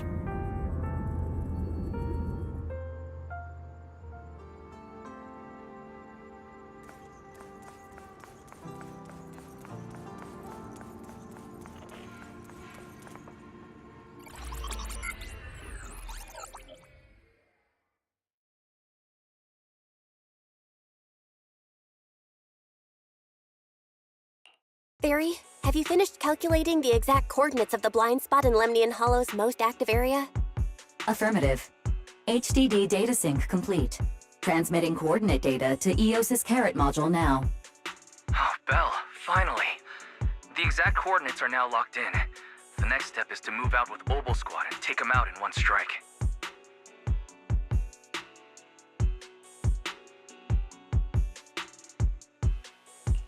Negative.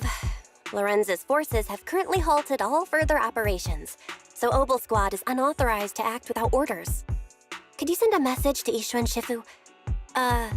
Actually, scratch that. Better send it to Senior Fufu instead. Shifu never replies to messages. Just say, Junior Bell needs your help. It's urgent. Please ask Ishu and Shifu to come to the rescue. P.S. Don't let the Defense Force find out. Poor Junior Bell is suffering cruel mistreatment at the hands of the Defense Force. It's urgent. Come rescue her immediately. P.S. Keep a low profile and avoid any clashes with the Defense Force. Aren't you over-exaggerating a bit? This concerns the safety of Waifei Peninsula. A little exaggeration won't hurt, right?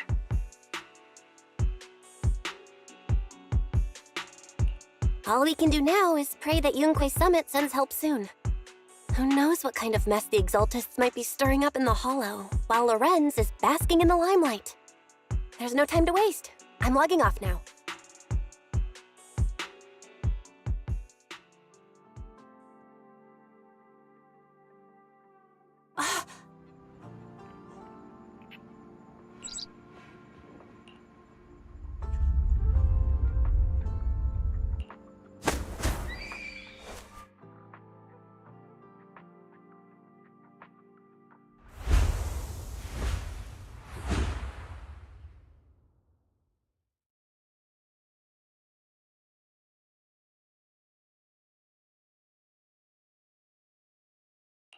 I think I just had a dream.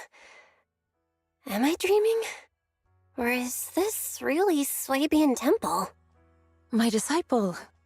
Fufu told me poor Junior Bell is suffering cruel mistreatment at the hands of the Defense Force. It's urgent. And that I need to stay low and avoid any clashes with them. Word for word! The message came straight from Junior Bell's brother! By the way, I'm here too. Someone's messing with our junior out there. That's the last straw. Shifu, it's time we step in and get an explanation, don't you think? What do you mean by step in? Junior Bell just looks a little dazed, that's all. I don't see any signs of cruel mistreatment. Did Ishu Shifu use a technique to bring me to Swabian Temple? Seems you're finally catching on now. Your safety, of course, is our highest priority. But given how you contacted us in such a rush, I assume you've run into some trouble with the military? Come on, Junior Bell! What happened out there that made you call Shifu for help? Don't worry, you can tell us. We're all here for you. That's right. All your seniors are here.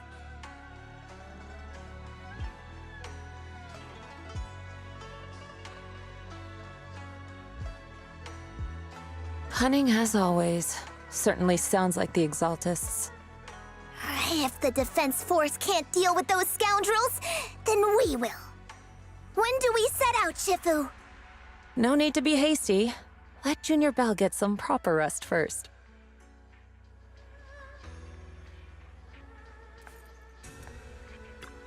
Hmm?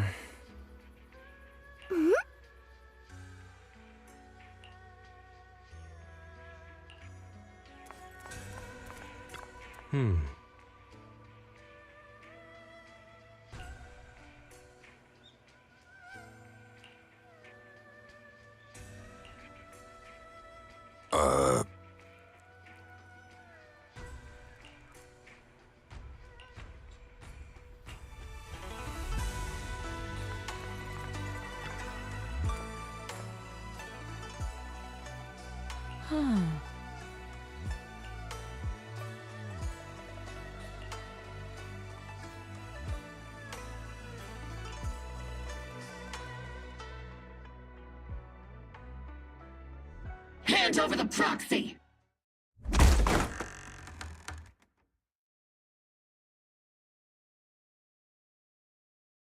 I was wondering who would break into Swabian Temple in the middle of the night. Turns out it's soldiers from the Defense Force.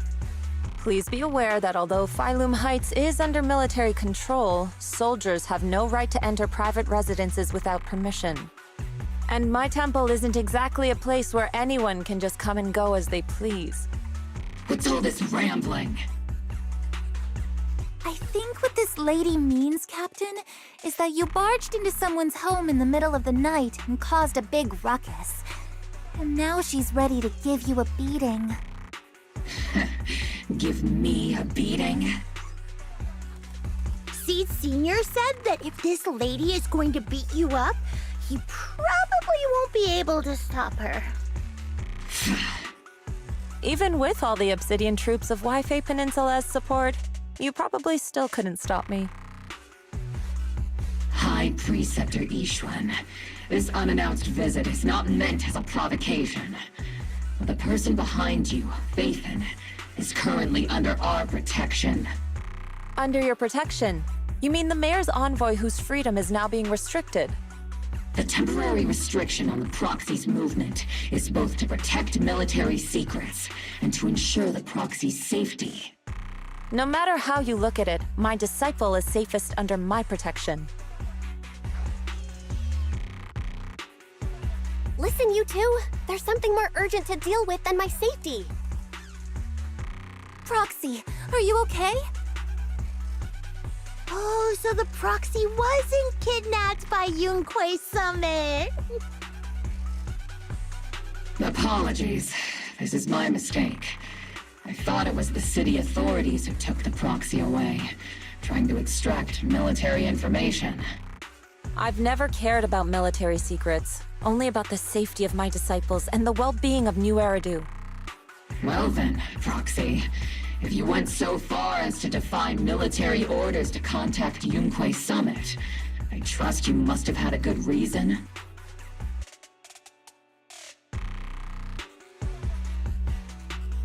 You mean you're absolutely certain that the Exaltus still have a real stronghold hidden somewhere in the Hollow?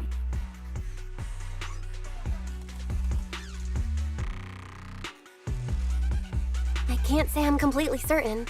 Not until I enter the Hollow myself and reach those coordinates. But as Guardians of New Eridu, shouldn't Yunquay Summit and the Defense Force investigate, even if there's only the slightest chance of danger? Belle, I just received an alert from Fairy. According to real-time Hollow monitoring data, ether activity is rising across the entire Lemnian Hollow. Warning: ether activity across Lemnian Hollow is approaching record-high levels. Warning: at the current rate of Hollow expansion, there is a 17.2% chance that Lemnian Hollow will breach the Zenless limit within 1,026 hours. What's that voice assistant rambling about this time? Basically, she's saying that if left unchecked, the Hollow might just go boom.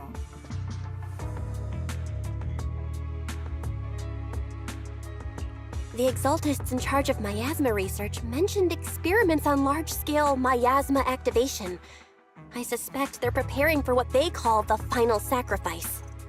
Based on the intelligence and mission results we've seen, the Exaltists control most of the miasma-rich areas in Lemnian Hollow. They've also mastered the technology to manipulate the unique ether. The current rise in ether activity throughout the Hollow is probably connected to the Exaltists' operations. If your theory is true, then this currently undiscovered Exaltus base will likely become the central hub for their final sacrifice. Exactly. But if we can take out their hidden base, the sacrifice ritual won't happen, and the Hollow's rising activity will be back under control. How do you manage to sigh with a mechanical throat like that? Although I tried to ignore some of the seemingly fabricated technical terms, you still managed to lose me. So essentially, we head in, confirm whether any Exaltist rats are still stirring up trouble, and if they are, we wipe them out. That should eliminate the threat, right? Wow, Captain Magus, you actually understood everything this time. Amazing. Then let's move out. Obel Squad will personally eliminate the looming shadow that threatens Wi-Fi Peninsula. But Captain Magus, weren't you just saying an hour ago that military orders must never be disobeyed? Disobeying orders? Hardly. We were chasing after Phaethon, who fled all the way into the Hollow with classified military intel.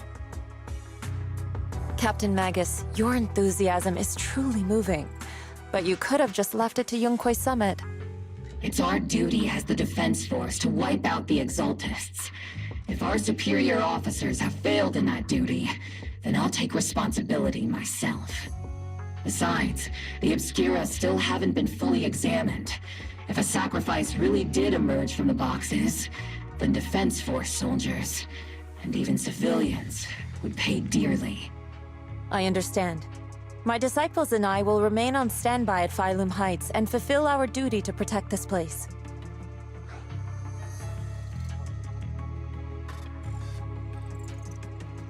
In that case, the attack plan and the operation start time need to be decided ASAP. Deploying all of Obel's squad would draw too much attention. I'll need to wait for the right moment. Let's regroup and launch the operation first thing tomorrow morning. All members of the Obel squad, return to base and get some rest. Ah, yes, Captain Magus. Tomorrow's probably going to be a long day.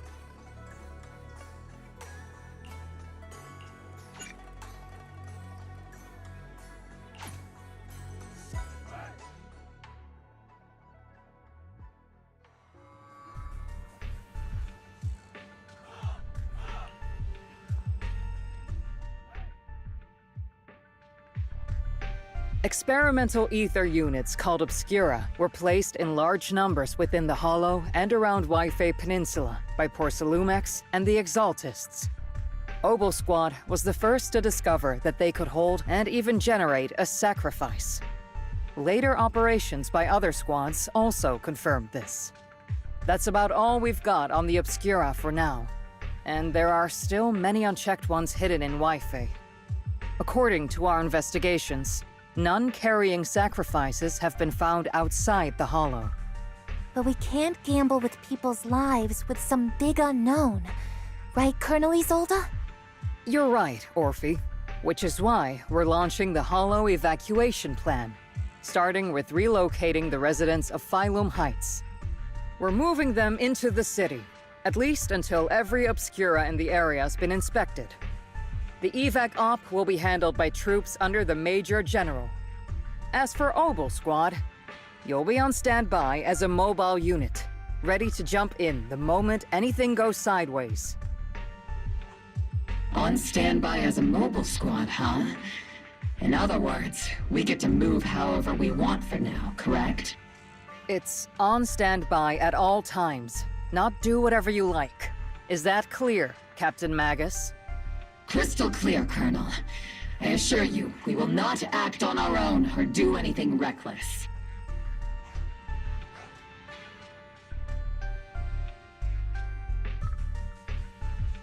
I've got the captain covered. Obel Squad won't be running wild on my watch. Why do I get the feeling something is going on between you all? Anyway, just behave. Things are bound to get messy during the evacuation, so make sure the proxy stays safe, Magus. Of course. The proxy's a VIP under our protection, aren't you, Proxy?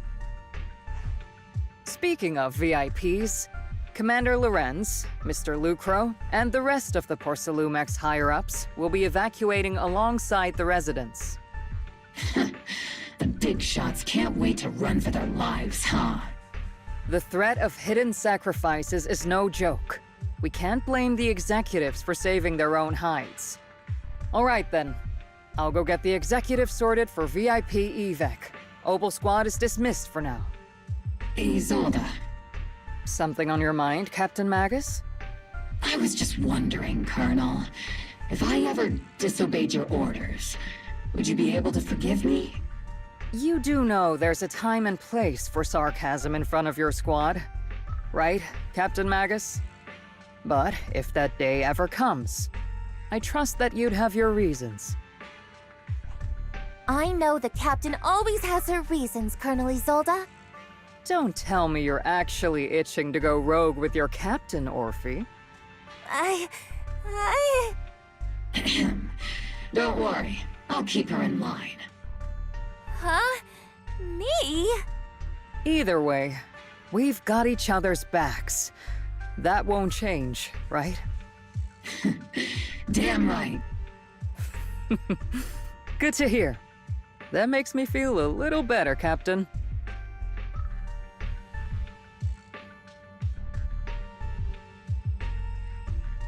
Proxy! Proxy!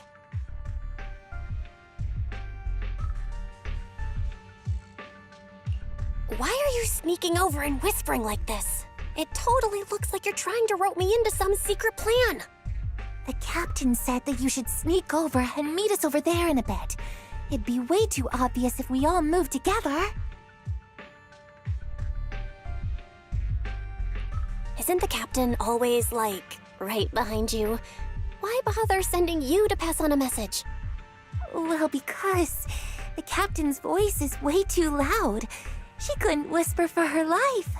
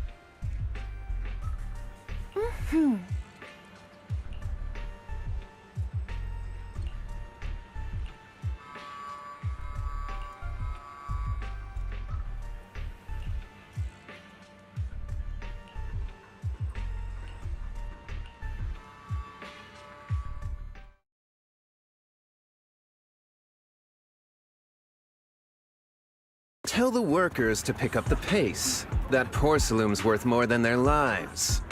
Don't let them hear you. I don't want to see complaint letters in the employee yearbook. Complaint letters? You actually read those, boss? Training reliable subordinates matters more than you'd think. We don't want to end up in the same mess we did back then. We trusted the Defense Force to protect company assets, but they were useless. And that cost us a fortune. Sorry, excuse me. Please, could you let my child move up in line? Yeah, let the kid through! Cut it out! The evacuation order's been planned long in advance. You're only getting out of here because the company paid for it. Don't push it! Watch your mouth. Protecting the company's image is also part of what you're paid for. Got it? Please, can you let my child go first? Sorry. I'm afraid I'm not in a position to help anyone either. Today, Waifei Peninsula has opened its door to us. Just like every other door in this city.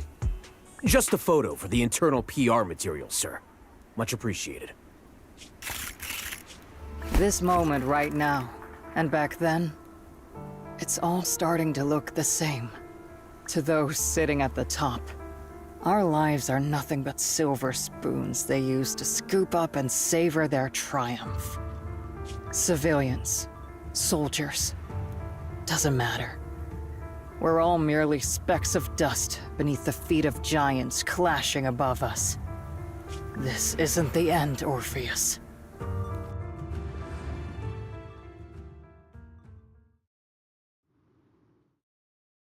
This is the Exaltist base we cleared out earlier. The proxy was there too. Weren't we looking for a hidden base? Why are we back here again?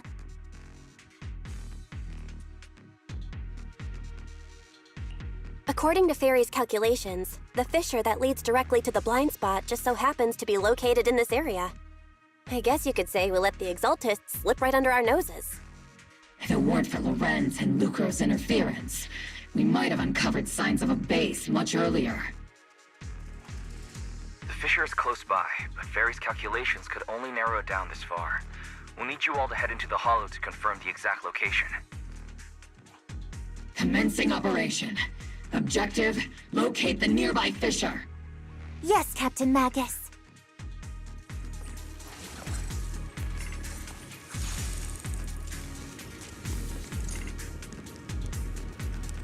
Orphe, time to take it easy. Help is here, Seed. The first diffraction signal source has been confirmed. Vision activate. Now we just need to find the second signal source, and we can pinpoint the exact coordinates. I'll take point. Proxy, you're not making up some technical jargon to fool me, are you? Did you already have a map with the fissure location prepared in your backpack? Hey, don't question my professional skills as a proxy, all right? Still, these data errors feel a little too organized to be natural. It's almost like someone deliberately set up this puzzle.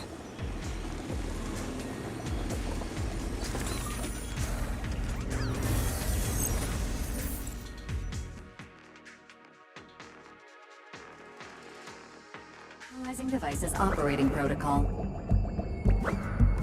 The purpose of these devices seems to be to guide and concentrate the miasma. How did you figure that out, Proxy? It's all thanks to their engineers. They left super clear comments in the code. The final sacrifice.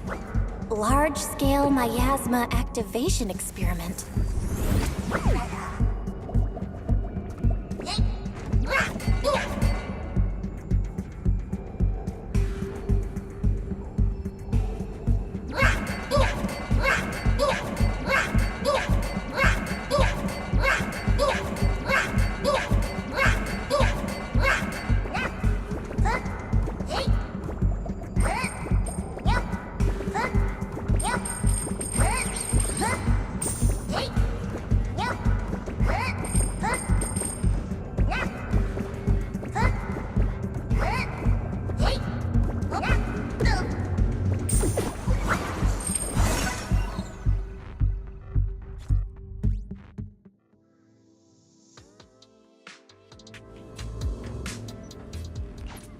Pinpointing fissure coordinates.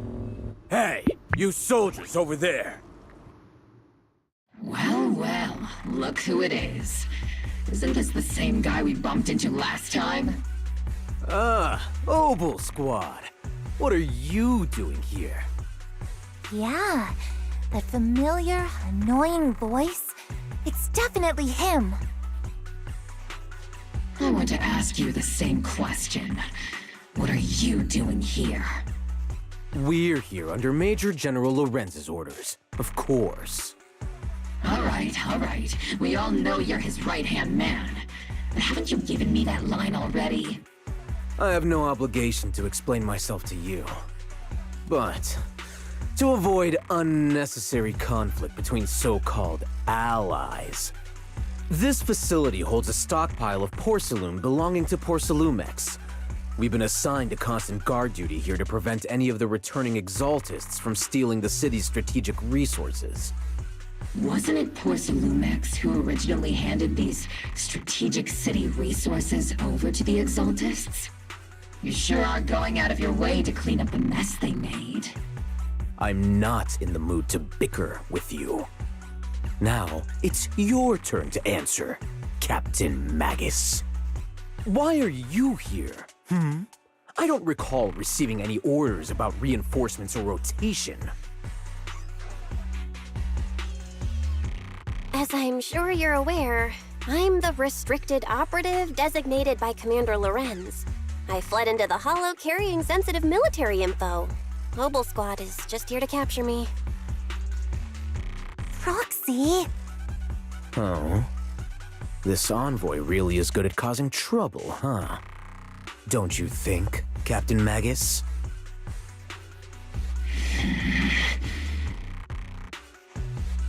No. We've received new intelligence indicating that the Exaltists likely still have a key base in the Hollow. Obel Squad's mission is to clear any threats to civilians here. You're a soldier too, so you should understand a soldier's duty. A soldier's first and foremost duty is to follow orders. To follow orders. And doing that is what keeps everyone safe. You're leading your squad without authorization. This is a clear violation of military command, Captain Magus! Forget the orders. I did inform Obel just to dance to someone else's tune. If disobeying orders is what it takes to protect this city, then so be it. I'll face a court-martial. I've got a recording device, you know. Every word you say will be used as evidence in court. And I've got heavy firepower. If you don't step aside, every word you say might just become your last.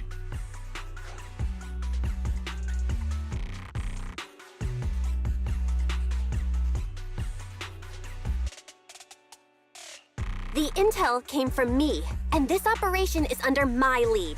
If the Defense Forces commanders have a problem with that, they can take it up with me directly. Threatening your comrades only adds to your offenses, Captain Magus. I'm not obligated to stop you from engaging in conflict. Go if you must. I hope to see you all alive in the military courts.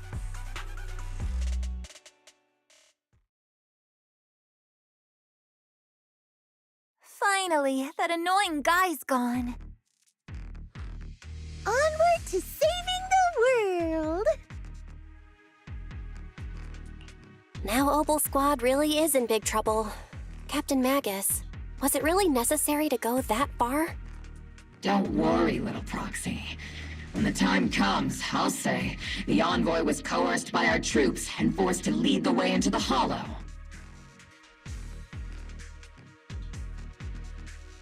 That's not what I'm worried about. It's you and everyone from Obel. I will take full responsibility for disobeying orders. And I'll go to Isolde to plead my case. No. Captain Magus, if you get arrested, I'll have to face the battlefield all alone! Hey, couldn't you say something that shows you care about me, Orphe?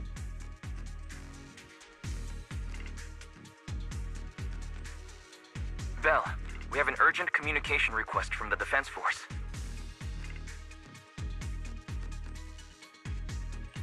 An urgent call from the Defense Force?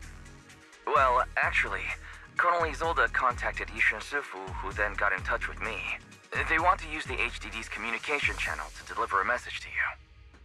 I only called it an urgent communication because I wanted to sound more professional in front of the Defense Force. Good afternoon, team. I had heard about Phaethon's abilities before. But experiencing a device that can communicate inside the Hollow firsthand still feels incredible. Colonel, Isolde, let me explain. Acting without orders, disobeying military command, and hoping to come to me for leniency? Captain Magus, you've been in the military long enough to know. Your behavior is getting more and more unruly. Captain Magus's cooling system is about to overheat!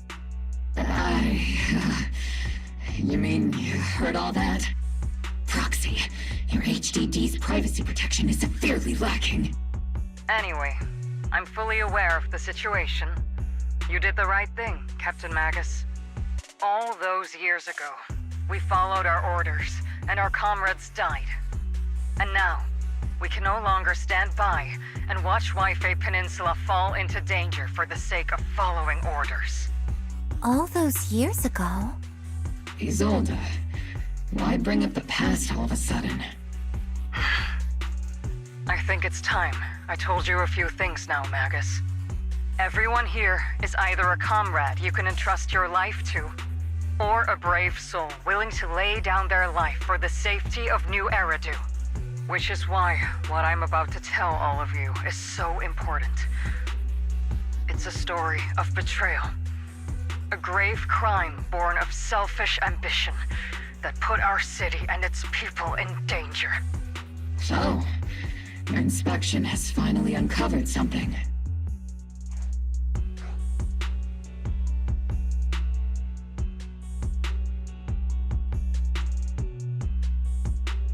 Captain Magus and the Colonel's comrades all died during the fall of the old capital due to a lapse in commands from higher up. Is that what you want to tell us about? That's right.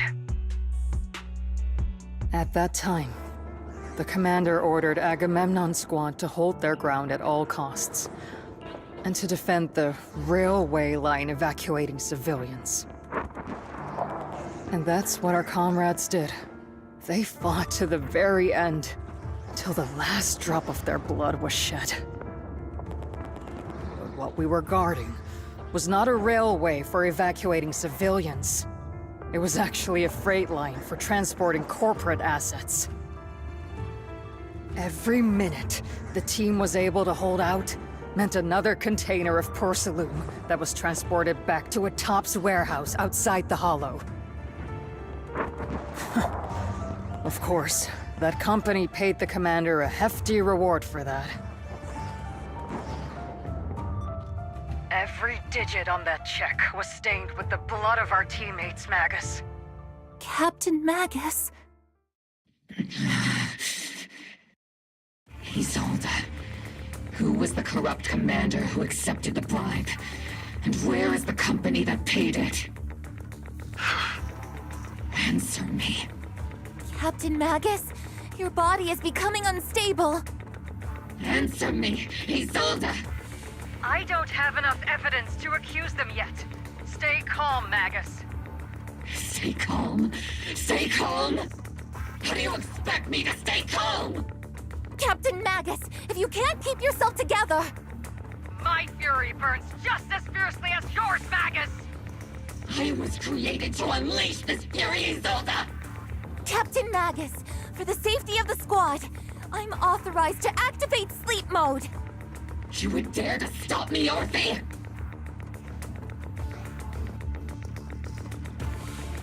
I don't have the right to ignore your anger, but the people here are important too.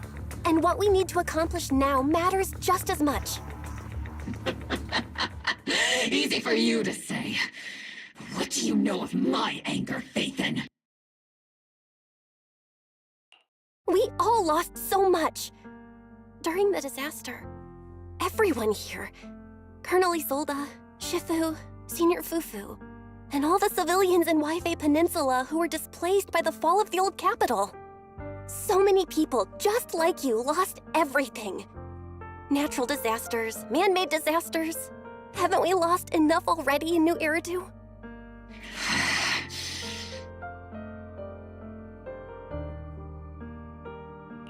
But we didn't let anger, sorrow, or regret pull us down.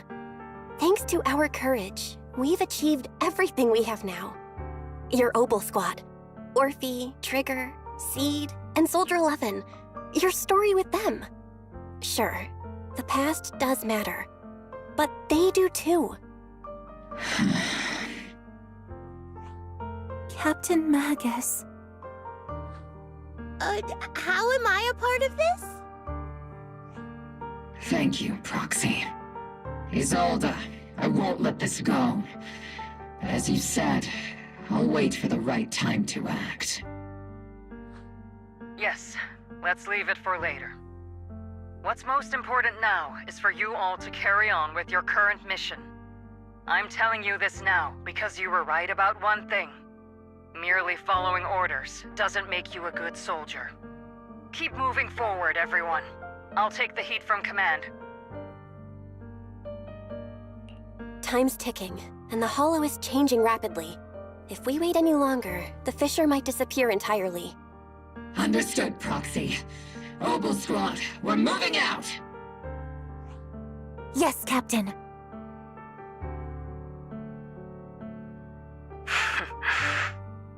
You have actually been quite lucky all these years. Far luckier than I have, Magus.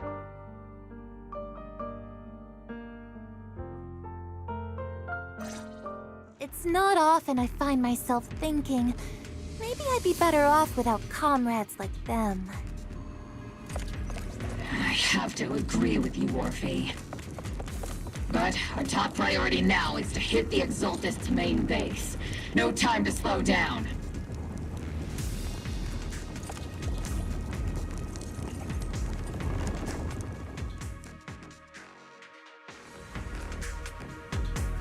Faithful servants!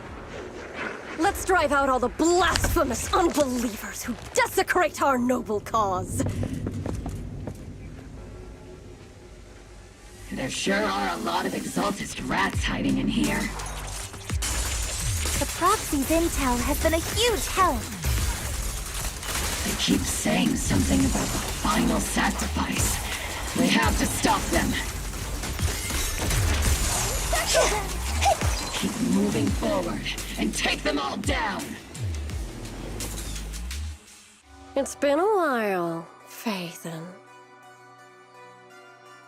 Sarah, how many of the Exaltist's crimes have you been quietly orchestrating from the shadows? Crimes? Ah, you mean those reasonable and necessary sacrifices? As a loyal servant of the Creator, my answer is, of course, every single one. I have to say, among the masses of ignorant and arrogant unbelievers, you stand out as particularly detestable, Phaethon. Captain Magus, that woman is making personal attacks on the Proxy! I might not be good at personal attacks, but I'm an expert at suppressive fire. Prepare to die! Prepare to meet your end, You stubborn fools. Struggle all you want. The Overseer has already reached the gate of the final domain. With just one more gentle push.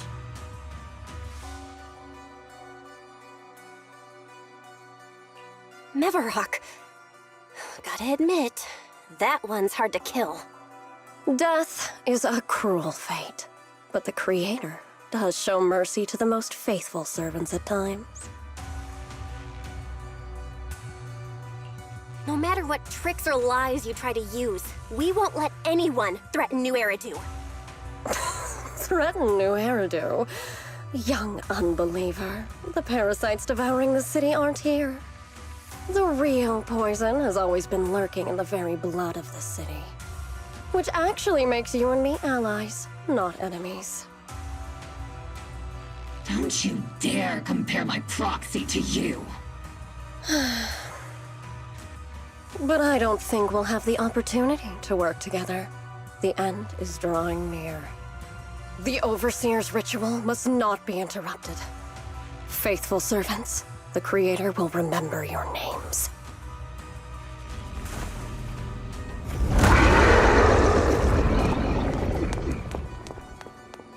The arduous journey to the Creator is always filled with sacrifice.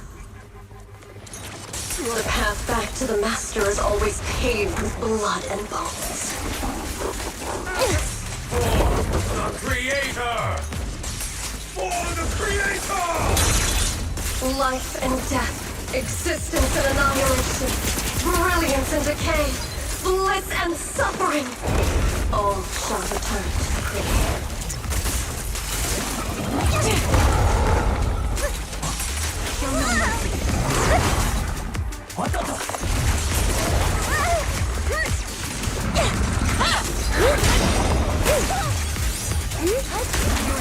Homing barrage! Fire!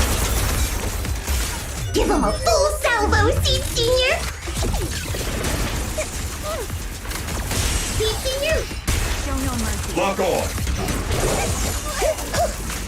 Strong attack tactical strategy. Scorcher! You're outside. Not over yet! Seed, don't go darting to Ether Vision activate. The melody of combat. I got away! I'll pierce right through.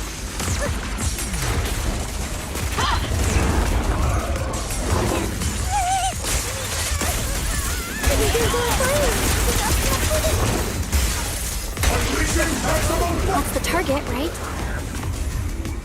Let's go take a look.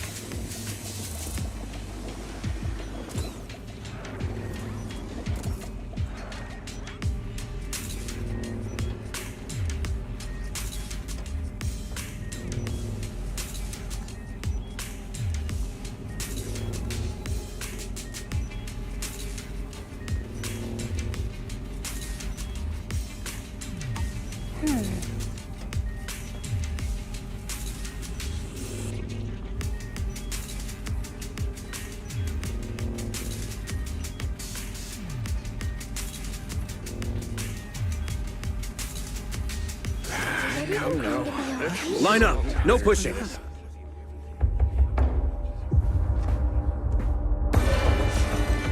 May the Creator refine us!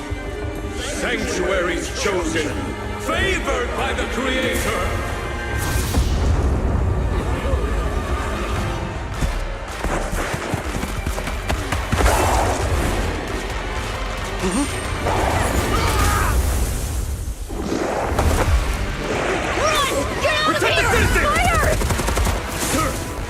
The box is in the city! Retreat!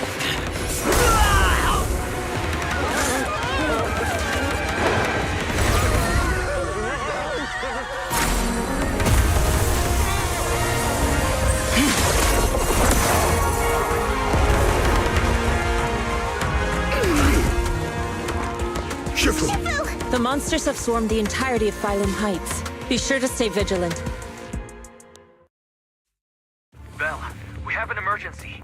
Exaltus priests and sacrifices are attacking Wi-Fi Peninsula. They're pouring out of the Obscura, and there's a lot of them.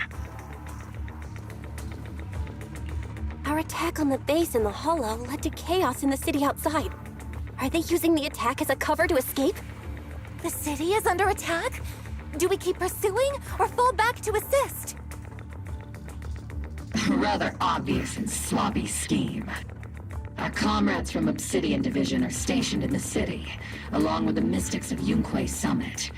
The city should be in good hands for the time being. Yishun Sifu and the other disciples are helping suppress the sacrifices in the main district.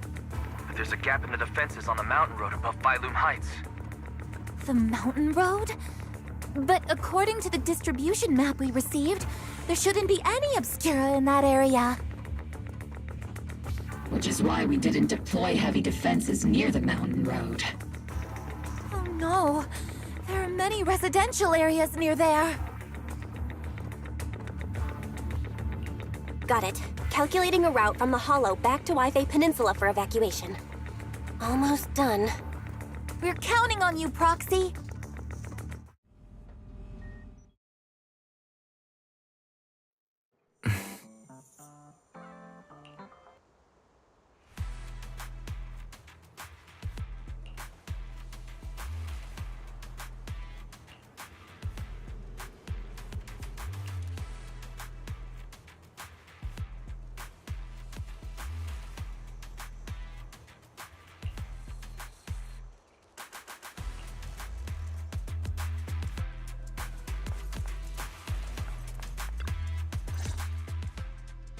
Thanks to the support from Yunque's summit, the sacrifices in the main district have been suppressed, and the civilians in the city are safe. Our mission is to eliminate the sacrifices and exaltists around the Mountain Road area, while protecting 2 VIP targets. Which are the annoying Porcelumix executive Lucro, and the even more annoying Obsidian Division Major General Lorenz. Bad news? We've lost contact with Mr. Lucro.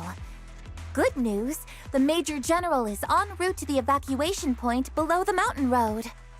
Hard to say which is the good news and which is the bad. Like them or not, the mission still has to be completed. There are plenty of homes around the Mountain Road area, so there's no time to waste. Let's move out!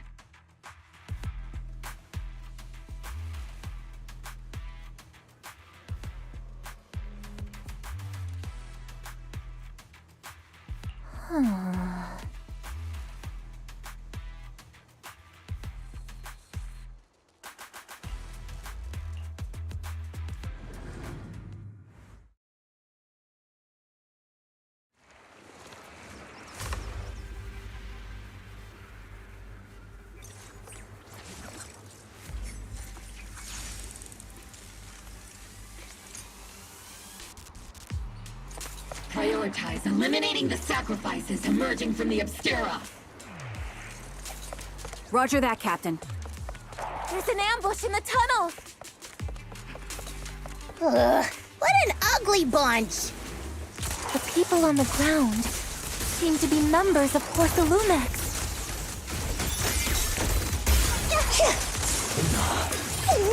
What?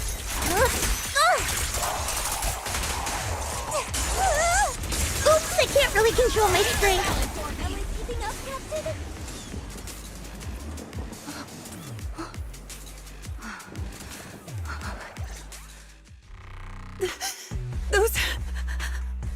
Those monsters. Ethereals. Calm down, ma'am. No. They weren't Ethereals. We're from Obsidian Division. You're safe now. They're all dead. Remain calm. You're not in danger anymore.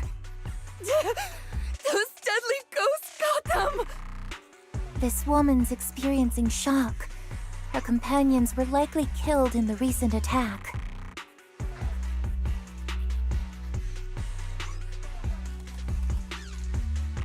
Judging by her outfit, she's from Porcelumix. And I remember seeing her at the banquet. Her companions were most likely Porcelumix executives. Though I really can't stand those people, they didn't deserve this.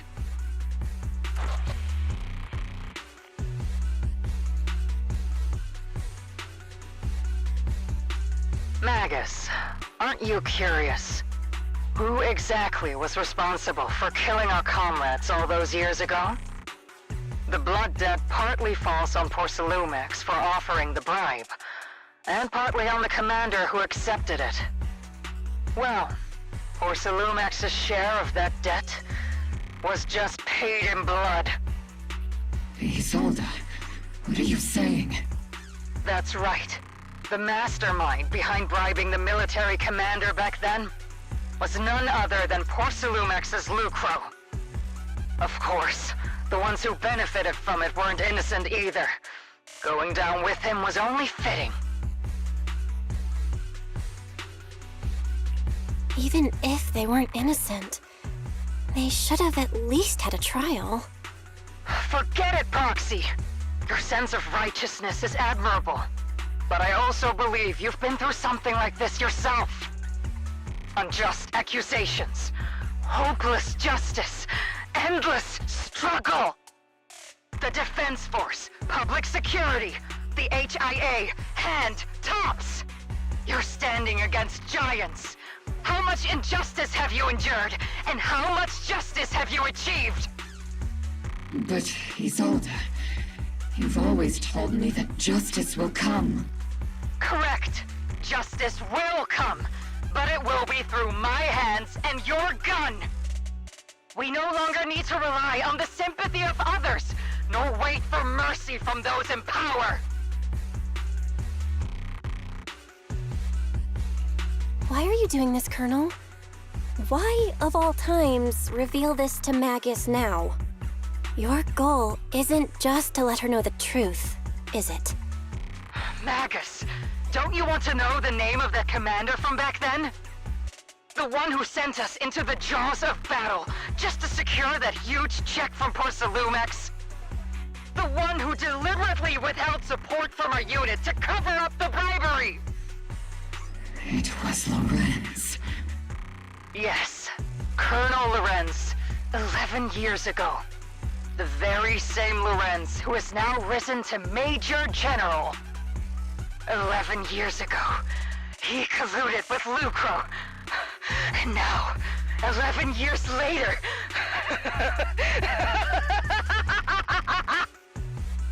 Lorenz. The lives lost. My years of suffering. This ridiculous body of mine. Is it all because of him? Lucro is already dead, and Lorenz stands right before you at the end of this road. I've already made my choice. Now it's time to make yours, Magus. We're the only ones walking this road. Don't let me down!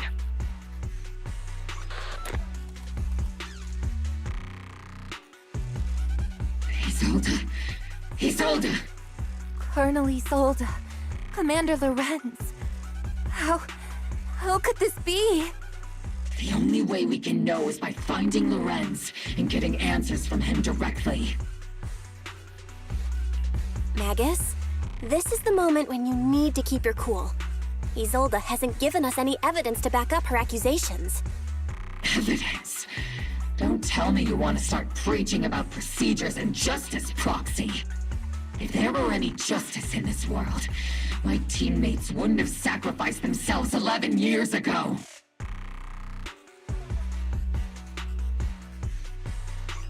Seriously, think about the timing. Why is she dropping all this drama now? She's trying to steer you somewhere. She wants me to join in her revenge plan. Is there something wrong with that? She was right about one thing. I'm the only one walking this road with her. With all due respect, Captain, that was a real kick in the gut, you know? Remember when we first joined the squad? We signed up because we felt the same pain.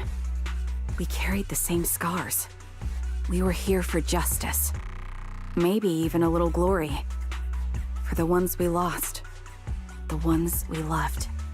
And now you're saying that we're not your companions?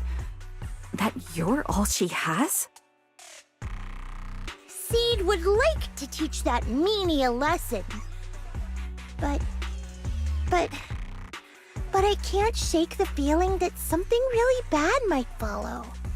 If Seed Sr. were here, I think he'd be all gruffy and say, "Nope, not happening, Captain." And "Nope, not you either, Seed." Oh well, I was never good at comforting speeches anyway. If you made up your mind, Captain, I'll follow your lead, no matter what. You think you're helping saying all these useless things, but you don't understand. Captain! You don't understand what I'm going through either. Huh, Orphe? Open your eyes, Magus! You and Isolde walking the same path? Come on! Without me, you wouldn't even be able to walk! If anything, you and I are the real companions here! And the others, the squad, Proxy, we've been in this together from the start! We've all lost people we love, but you were the one who brought us back, who pulled us out of that whole mess of grief and revenge! And now you want us to just stand here and do nothing? All so you can feel that we understand you?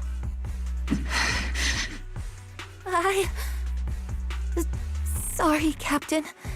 I didn't mean to snap like that. We're still on a mission here. Whatever personal stuff we're dealing with, it doesn't outweigh the lives of all those citizens depending on us. You with me, Captain Magus? I agree. Let's move out. We'll clear out the ethereals as we go. Mobile squad, gear up and get ready.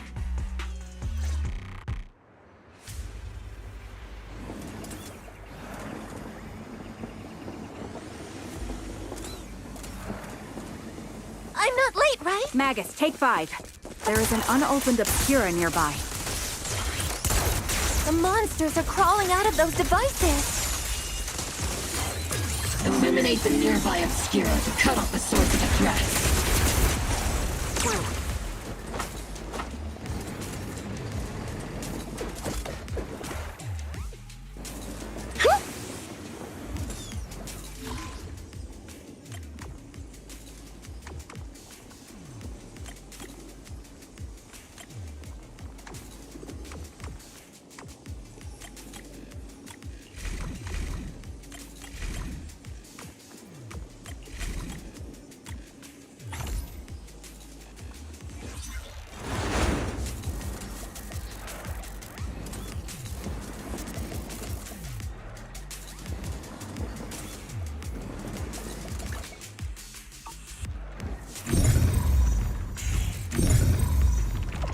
The Obscura have been confirmed to be deactivated.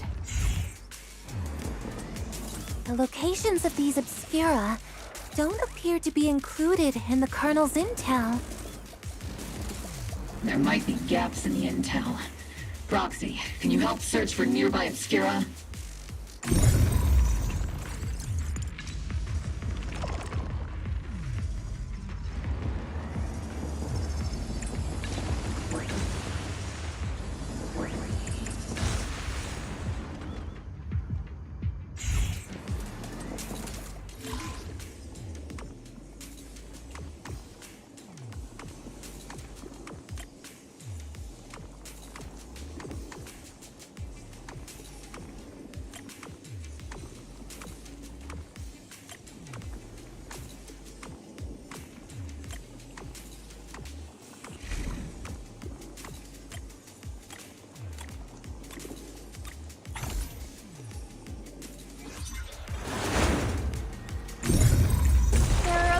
Deployed up ahead.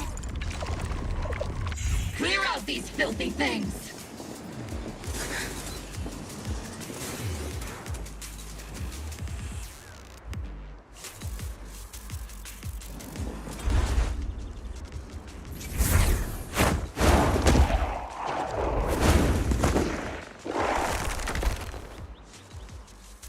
Sacrifice is incoming. Stay alert!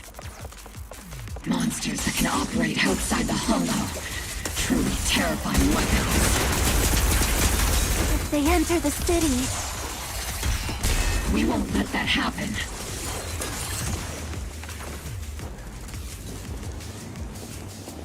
Major General Lorenz retreated in this direction.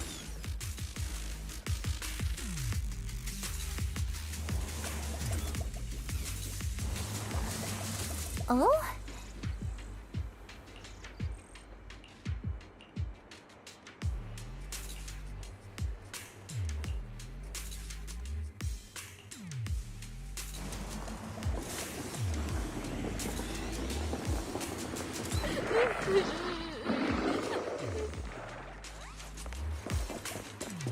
Recalibrating.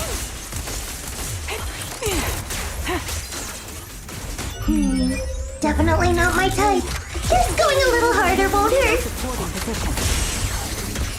Show no mercy.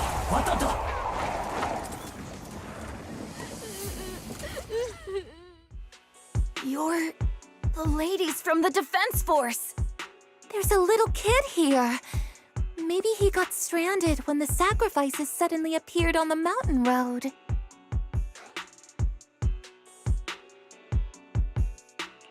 You're not hurt, are you, Dante? What are you doing all the way out here? Is your mom okay? Belle, you're here too. I was just playing on the mountain path with Mello and Ayu, like we always do. It was hide and seek, and I hid inside that empty grocery store by the road. But then, monsters started crawling out of those boxes. The ones that make the sighing noises. There were monsters inside. Mello and Ayu ran down the mountain path back to Silum Bay, but I got stuck here. It's It's all right, Dante. The Defense Force is here. You're safe now. You know this little one, Proxy? His name is Dante from Siloom Bay. His uncle used to be a Defense Force soldier, just like you all. He used to be? Just like your old comrades. Dante's uncle also died in the fall of the old capital 11 years ago. Oh. Zoe's family have one of our old comrades, huh? Old comrade? Is this gun lady one of my uncle's friends too? That's right, kid. Your uncle and I, we fought side by side. Whoa, you must be a super strong soldier. My uncle was really strong too, but he never came back. I hope you and your team all make it home safe. I'm sure someone's gotta be waiting for you at home. We will, Dante. Don't you worry. Hey, Dante, tell me something. If you had the chance to get revenge for your uncle, would you take it? Get revenge? But didn't Uncle give his life to protect us? Like, if I found the bad guy who killed him, or the monster that hurt him, would you want me to kill them? Would that make you feel better? Feel better? I want those monsters gone too. But that won't bring my uncle back, right? I think Uncle became a soldier because he wanted to keep people safe, even if he had to face scary monsters. So instead of fighting to hurt people, I want to be the kind of soldier who protects everyone. I want to be strong and take care of Mom. That's why I hope you all go home safe. You shouldn't get hurt and make your moms or your kids cry. Yeah.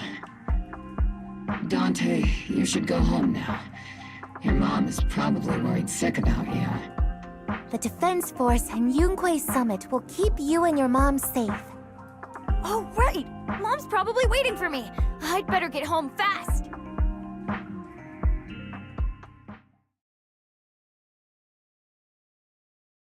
Dante's such a sweetheart. He's a good kid. But people like Lorenz, back then and even now, how many kids have lost their families because of scum like that? Captain. All right, let's keep moving.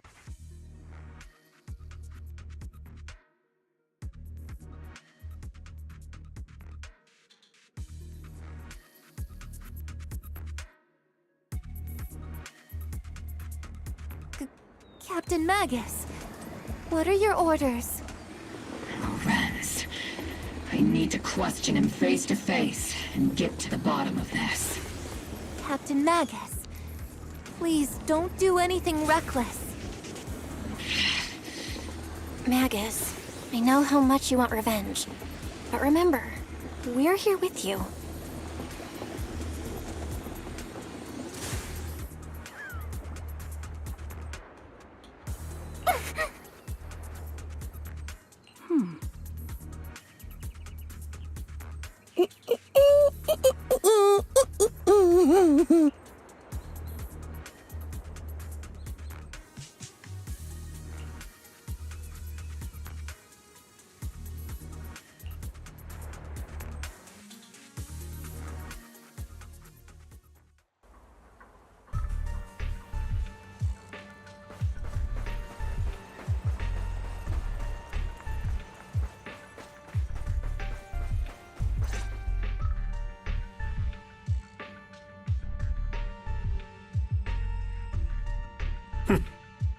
Who filled your head with such baseless claims and slander, Captain Magus? Please, General Lorenz. While I can still hold myself back, I just need you to answer me. Yes or no? Such groundless accusations are enough to get you court-martialed, Captain Magus. Or is this all just an attempt to stir up trouble and cover up your unauthorized attack earlier? Answer me, Lorenz. Yes or no? 11 years ago, countless squads under my command were lost when the old capital fell. You think it was only the frontline soldiers like you who had to shoulder the pressure? Do you know how many questions I faced because of your crushing defeat and your incompetence? Do you know how much blame I have taken? How many concessions I have made to appease their greed? War, politics, and the survival of this city are not problems that can be solved merely by you all pulling your triggers on the front lines. I don't expect your brain, if there's anything left of it in there, to possibly comprehend such complicated matters. But I want to remind you of one thing. You're not here alone. Isn't Obel Squad standing with you?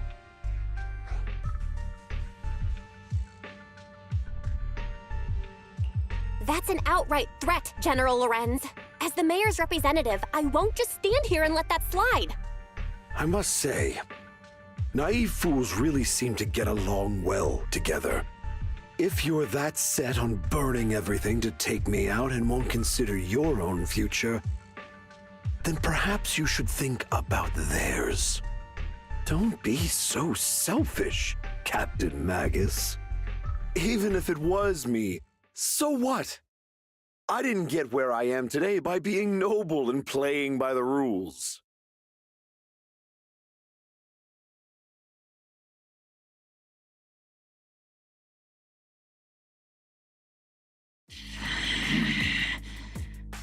Captain Magus. Captain Magus, I understand how you feel. Even though it might sound kinda cruel, I think you made the right call holding yourself back. He made a fair point. I have my squad members and the proxy counting on me. Acting recklessly wasn't an option. But I and Isolde wouldn't just stand around while he makes things spiral out of control. There must be a reason why she has revealed all this now. Where could Colonel Isolde be? Accusations without evidence are just baseless slander against your superiors. We'll settle this later. After this operation, no one will be able to stop the Defense Force from staying here. You're right, sir. No one can stop you from staying now. Isolde. Why don't you come with me, Colonel? We can't leave our big hero behind. Hero? All the soldiers who never made it out? The ones you abandoned? Weren't they also your stepping stones? Your heroes?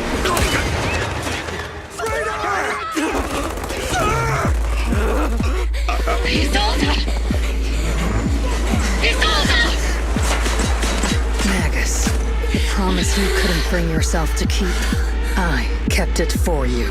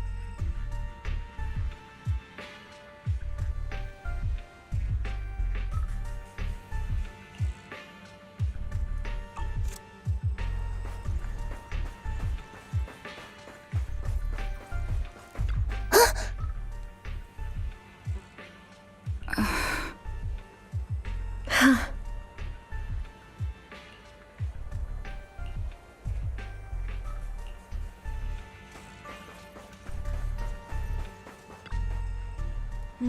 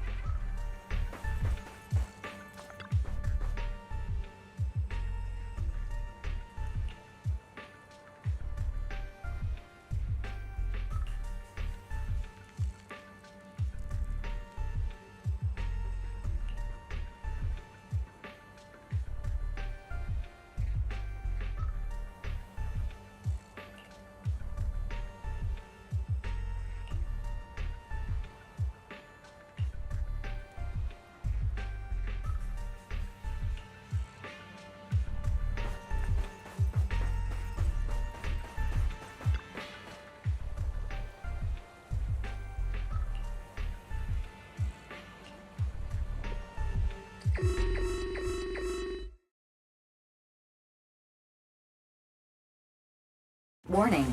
Ether activity across Lemnian Hollow is approaching record high levels. Warning. Abnormally high ether activity detected. There is an unusual surge of miasma.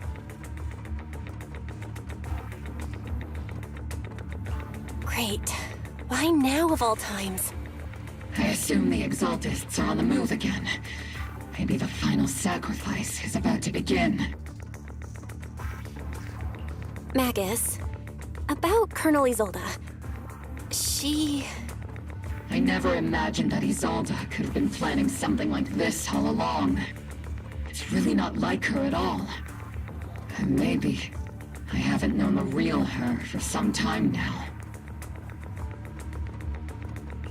Sorry, Magus. I know your feelings must be pretty complicated. But the situation in the Hollow... All right, no need to comfort me right now. Besides, I can see how worried you are. I am a seasoned soldier, after all. Don't underestimate me. The Exaltists, the Obscura, the sacrifices, all these factors coincidentally paved the way for Isolde's revenge. And now that Isolde has fled into the Hollow itself has started to undergo some unusual changes. If Isolde has broken the soldier's code, I won't let her off the hook. Whether it's to stop the crisis in the Hollow, or to get answers from Colonel Isolde, we have to strike again!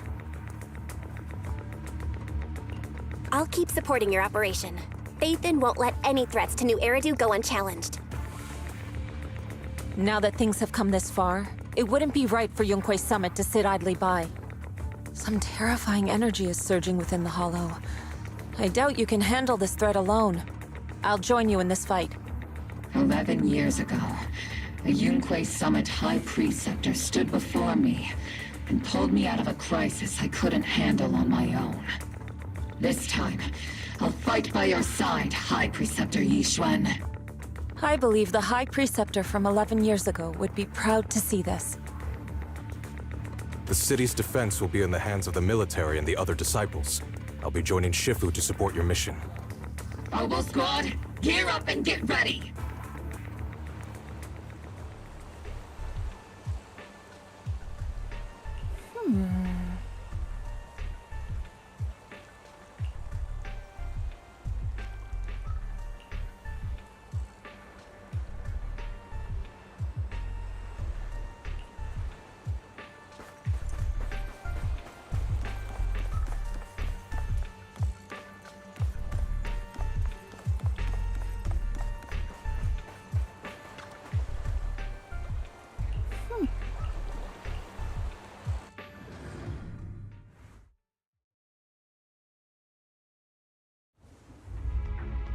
The miasma inside the Hollow is gathering around that tower.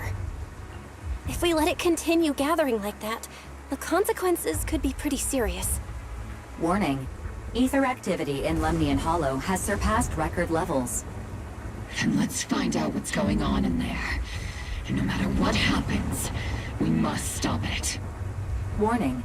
ether activity in Lemnian Hollow is still rising at an increasing rate. If we don't manage to put a stop to this, will something terrible happen? Warning. At the current rate of expansion, Lemnian Hollow will breach the Zenless limit within 7 hours. Boom!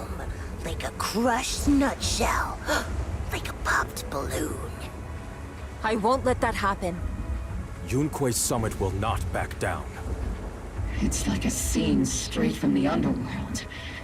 Where did Isolde go after taking this path? And why? Let's move forward. Whether it's to find Isolde, to stop the Exaltists, or to prevent the worst from happening. Oboe Squad, gear up and prepare to move out!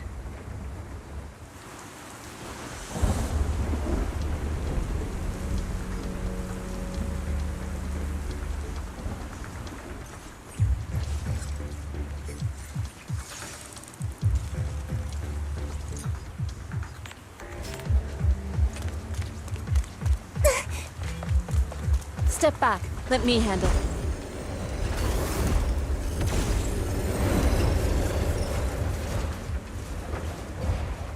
These devices are converging the miasma in a single location. If miasma of this magnitude gathers in one place, the consequences would be catastrophic. Try to destroy those devices.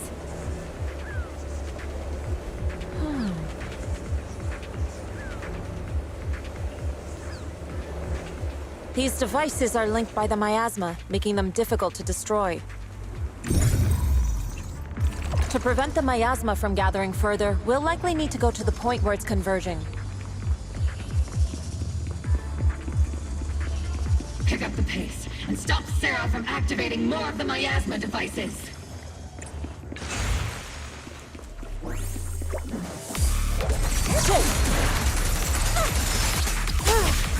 Concentrate. Reporting in! Keep your balance, Dorothy! Coming up, Captain? There's a trace of miasma behind all that junk near the elevator. Power up the elevator and assess the situation. The marks on the back of the elevator should be a combination code. These marks on the wall.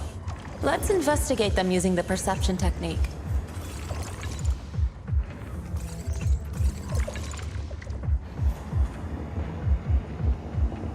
It took some effort to find the code.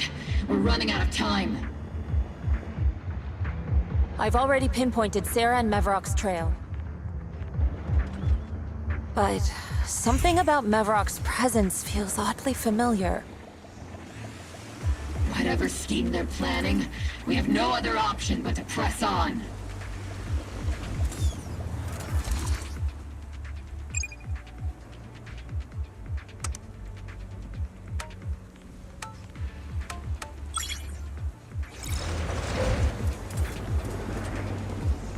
Help is here, Seed! Master Ishran, can you lock onto Isolde's presence? Her presence is up ahead as well. Up ahead? Why would Colonel Isolde retreat toward...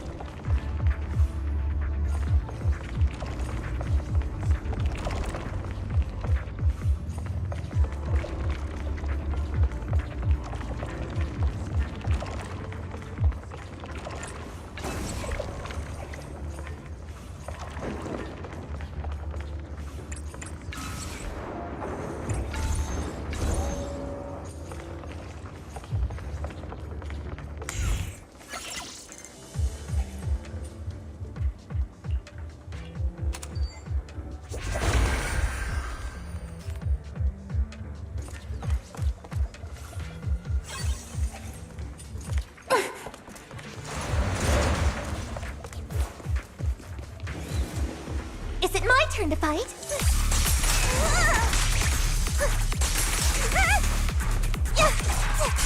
Oops, I can't really control my strength. Aim for the head, Seed Senior. I've spotted a miasma device up ahead. Sarah and Mevarok are close by.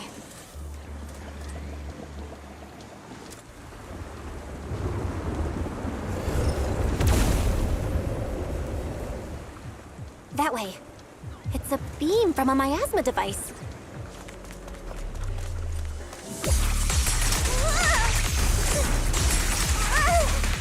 Count on me and Seed Leave it to me. Shift.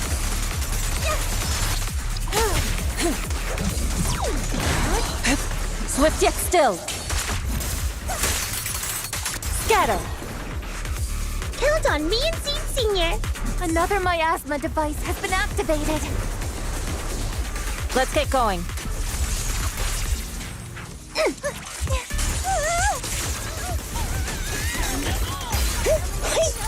Increasing firepower output. Firepower at maximum. They're activating the device. This time, don't let them get away.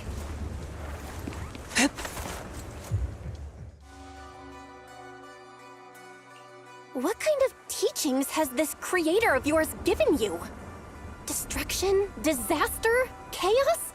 Is this really what your creator wants? Not everyone is blessed with a name as bright as yours, Phaethon. In this dark world, is the sun you chase truly the only source of light? You don't understand the price we're willing to pay, the sacrifices we're ready to make to meet our Lord of Hope. What kind of hope can something that robs others of their happiness ever provide? Proxy, Orphe, don't waste your time with her. If sacrifices must be made, then sacrifice yourself. The Overseer has already reached the gate of the final domain, just one step away. Don't you understand yet? All your struggles are in vain.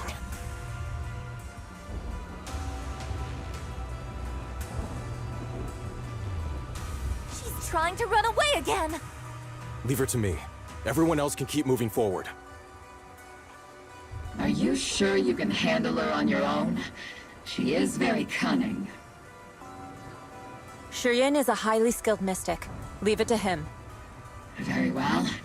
Let's keep moving straight to the heart of the miasma, and right to Isolde.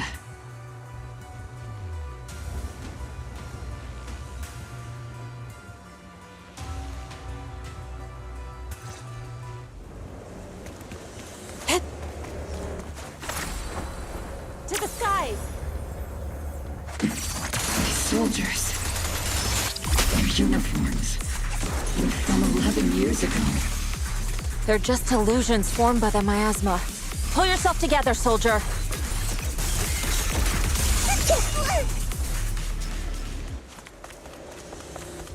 Step back. Let me handle this. You sure took your sweet time, my dear unwelcome guests. Surrender now! Mevarok! If you keep resisting, I'll blast you to ashes!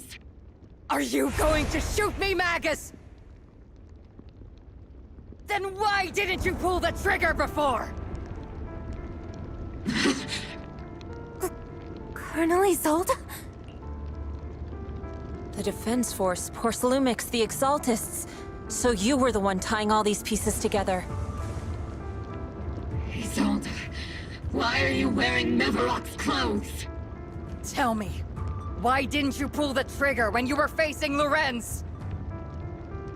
Colonel Isolde of the Defense Force. Or Mevarok, Exaltist Overseer. Which is the real you? The Defense Force moved under your command, and the Exaltist's followers struck back at your signal. You were the one orchestrating both sides all along. That must be why there was a blind spot in your intel. It was all just part of your own game? You plotted this whole charade to divert the Defense Force's troops, which means your real objective is... You're a sharp one, Phaethon. You've caused us plenty of trouble. but some fates are unavoidable. As for my true purpose, my followers haven't lied to you. It's all for the final sacrifice. So you were the one behind all the tragedies in Wi-Fi Peninsula. Is that right, Isolde? And tragedies? I only ever sought to avenge our comrades. I painstakingly wove together the justice you so desperately desired. But yes, it did end in tragedy. What pains me the most is your betrayal, Magus. You had our mortal enemy in your sights, and you were too weak to do anything. Over the years, Captain Magus has been conducting investigations within the military and has constantly encountered strong opposition from within. Magus! Why didn't you pull the trigger when you were facing Lorenz? I am a soldier of Obsidian Division. I cannot shoot anyone who isn't an enemy combatant. I am a citizen of New Eridu. I have no right to take the law into my own hands against anyone. And I am the captain of Obel. I cannot let my own hatred put everyone behind me at risk. I'm sorry. I forgot you'd forged new bonds. Then let me mourn alone. For the souls no one else remembers. The sacrifice is about to begin. You are welcome to witness it. Stop her!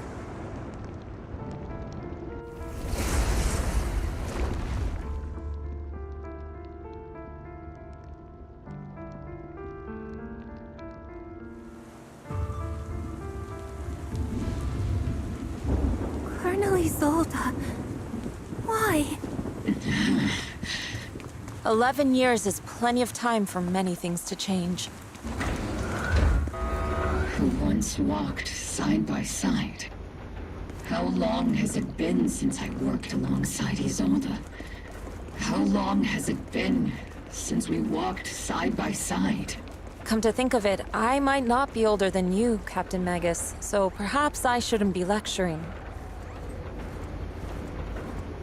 But I have also gone through many partings, moments of loyalty and betrayal. And regardless of the reason, turning and betraying who you once were is always a regrettable thing.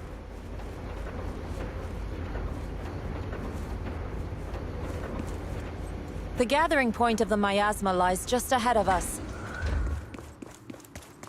Is Colonel Isolde there too? This is the first time I've ever realized how hard it can be to confront someone. Does the tactical handbook happen to include countermeasures for situations like this? It would sure be nice if it did. Magus, Isolde has most likely committed some unforgivable crimes. I understand. Don't worry. I'm a seasoned soldier. If she has truly betrayed who she once was, I won't let her get away with it. Colonel Isolde! You have committed a serious crime! Please cooperate with our operation and return to New Eridu with us, to face judgment. So foolish. Just like she was back then.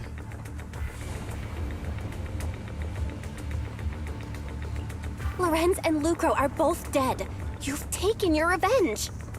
Why won't you stop? This isn't the end.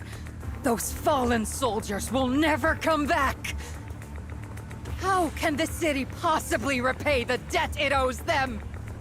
To be honest, I'm not sure what kind of world the Creator will bring. But at least it'll be different than the disappointing one we're in now. You're right. I've taken my vengeance. Whatever kept me here, it's all behind me now.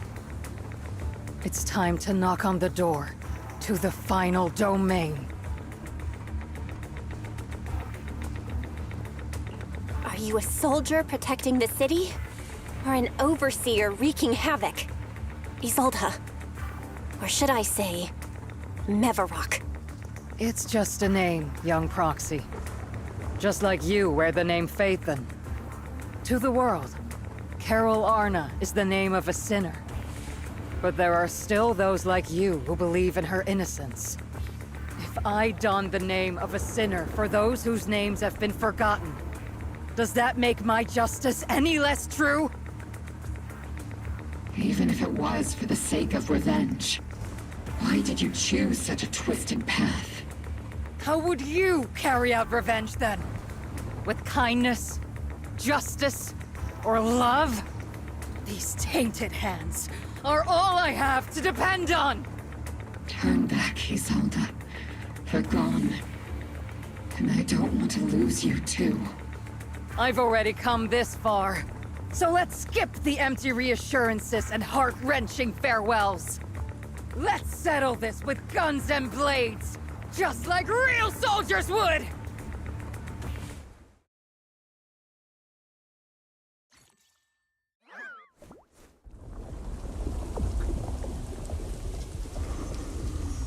Don't be so naive. Revenge is a path of no return. Onwards to battle!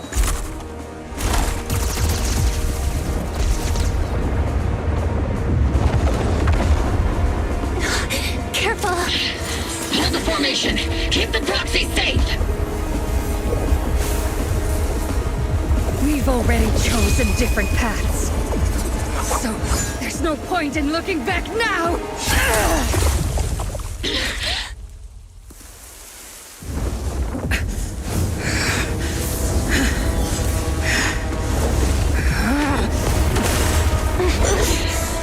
These ether fluctuations.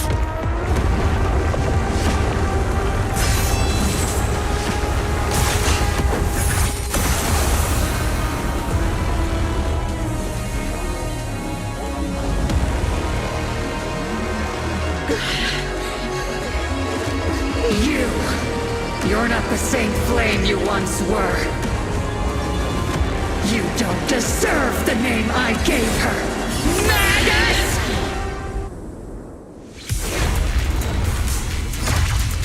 Creator of all things, grant me your grace! Why are you still clinging to that for protection? The miasma's gathering around her!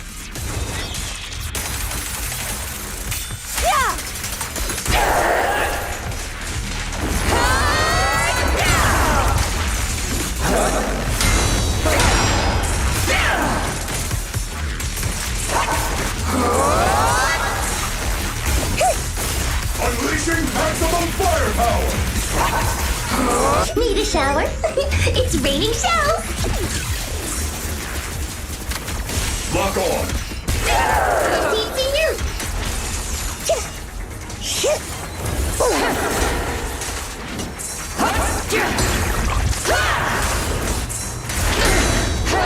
Maximum firepower! Be careful, Captain!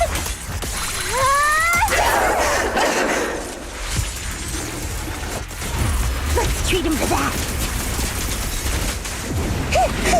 Well then, be washed away by the great rain! This hatred is boundless! Obliterate form and spirit. As decreed! Annihilation! To the divine is blasphemy!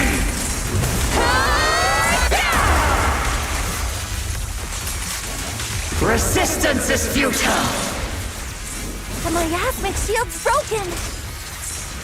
The enemy's weakened. Now's our chance!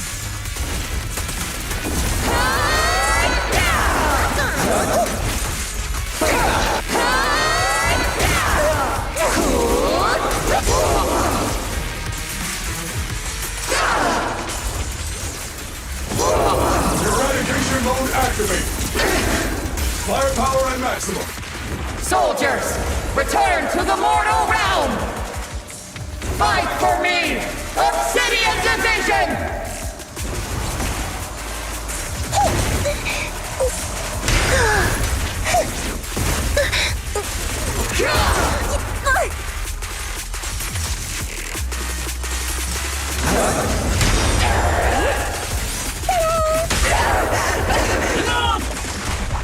Slash attack!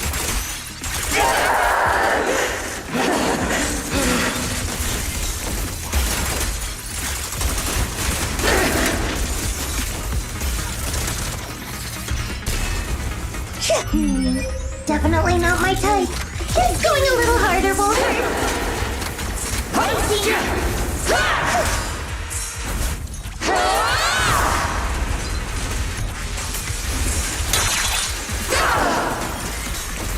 Initiating rush attack.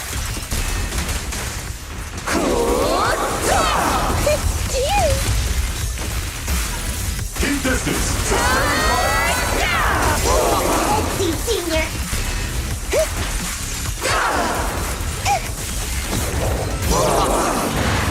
Tactical strategy! Scorched Earth!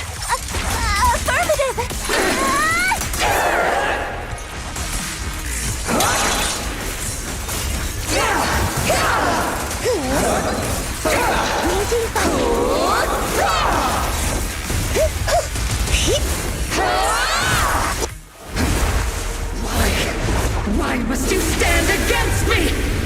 Stop getting in my way!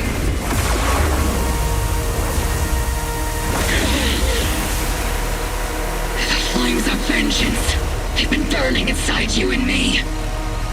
But these flames shouldn't be weapons of consuming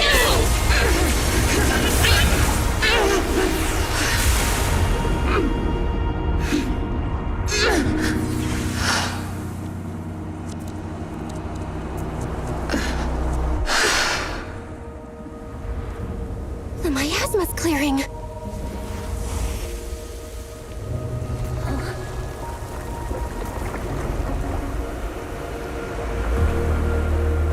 Isolde.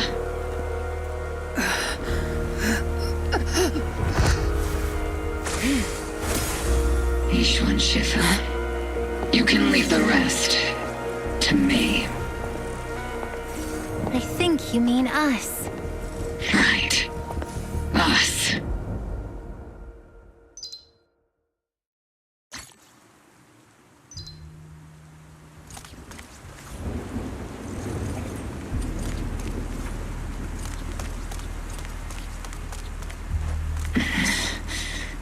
Captain Magus, you must be going through a lot right now, huh? I've told you before, installing those unnecessary emotion chips isn't worth the trouble. How can having a heart ever be unnecessary? Our hearts have been beating together since the day we were born, Captain Magus. I share the rhythm of your heartbeat as well. That's a pretty cheesy line, Orphe. But I understand how you feel.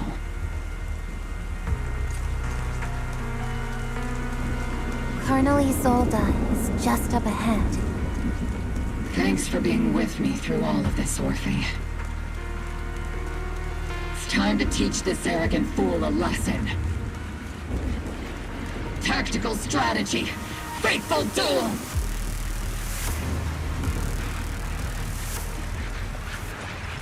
Back in the day, you never managed to beat me during training. I hope you, both of you, have grown since then. I might still be stuck where I was. Orphe? I'll do my best.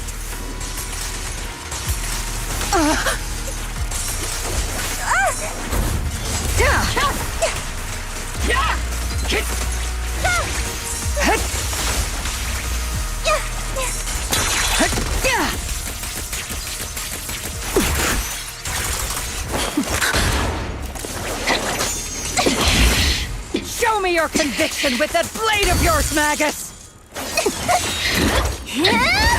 You've certainly improved. Take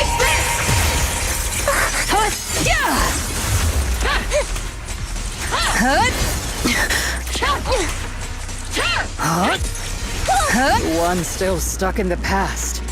Might be me. Aren't you the one who pulled me out of my stubbornness? Aren't you the one who saved me from despair? Well, it's my turn to wake you up!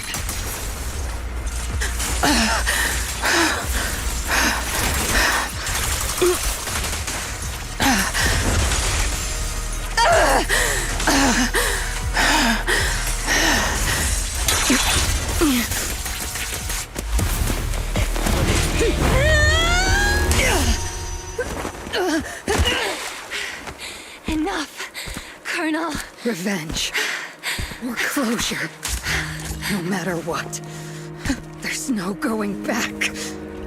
You're right. There's no going back. That's why we have no choice but to keep moving forward! I won't allow it. I don't want to lose anyone who stands behind me again. Including you, Colonel. People behind you. But you've lost so many. What difference would one more make? Being soft only leads to pain. Hey! Orphe! Is it Danny? He's all It's already too late for me to turn back now. Isolde! Colonel!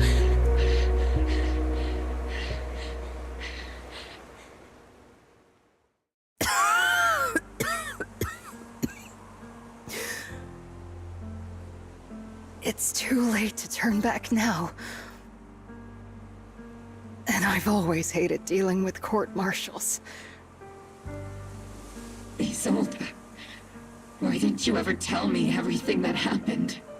Because you're Orpheus. My Orpheus. You had already lost so much. Your comrades, your body, and the life you were meant to live. Isolde. After everything you'd lost, I didn't want you to carry any more burdens. But if I had known sooner, maybe you wouldn't have... Everything I've lost, you've lost too. There's no turning back, Orpheus. My hands are stained with blood and guilt. I know. I'll pay your debts for you. Me too. Orphe? I'll stick with Captain Magus, and we'll make up for your mistakes together. I'll stay by Captain Magus's side. I won't let her lose her way like you did, driven by anger, loneliness, and despair. I know you're in pain, just like me. But you're also very lucky. Orphe is a good kid. Don't let her down. Don't disappoint your younger self, Orpheus. I won't, Isolde. I believe you. I'm the only disappointment here. It's been so long, Orpheus. I've missed you so much.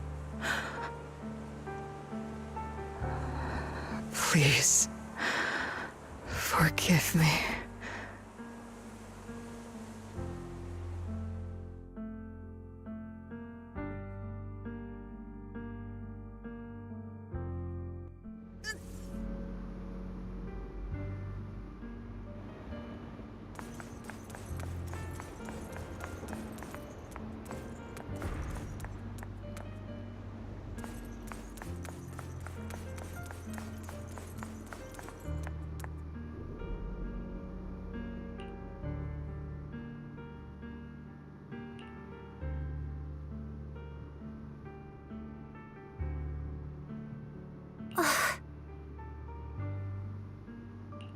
Master, an abnormal ether fluctuation has been detected nearby. Abnormal fluctuations? It's just a fluctuation in the miasma. I don't sense any hostility. Why do I feel like it's resonating with me? Watch out, Proxy! Is that Teacher? Teacher?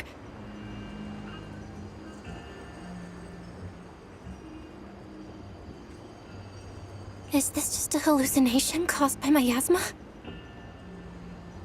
Belle, Wise. Belle. You two now walk this path alone. You are the bravest, most gifted children that Helios Academy has ever seen. Was that from the time we were separated from Teacher?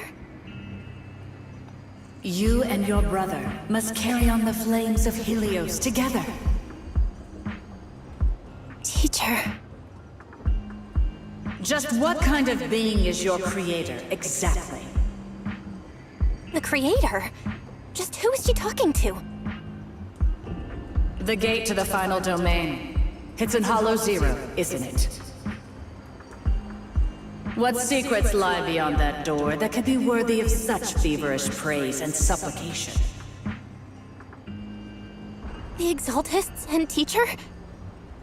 Fine. I'll pave the way for you to meet your revered creator. No. There's no way Teacher is an accomplice to those people. At the end of that path also lies something that I'm seeking. Something that Teacher is seeking? Just what in the world could that be? Even if one has to pay such a hefty price. Even if I have to pay such a hefty price. Even if one has to bear such guilt. Even if I have to bear this guilt. Even if it means leaving us behind? Is this really what she wants? This path may not lead to a happy outcome. I don't know if Eridu will fall into the abyss or find salvation from the brink. But I believe in my dear children. They are the brilliant Phaethon.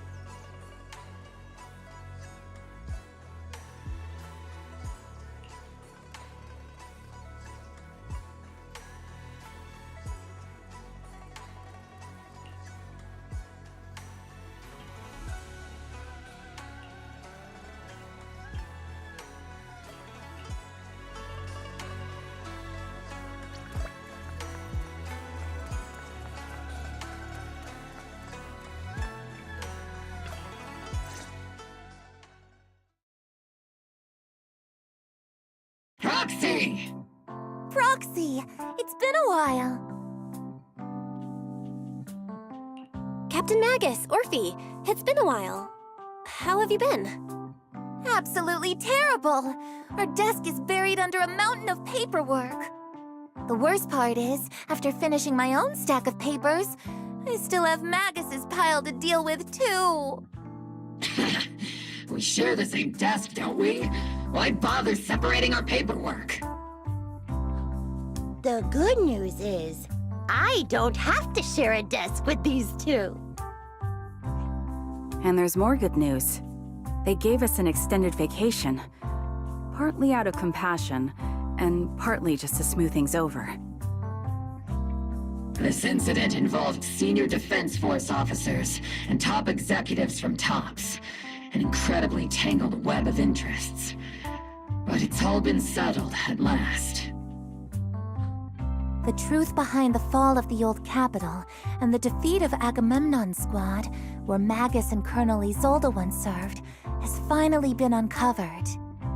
Evidence of collusion between former Defense Force Major General Lorenz and former Porcelumix Executive Officer Lucro has been confirmed. Both have lost their titles, and they will be publicly condemned.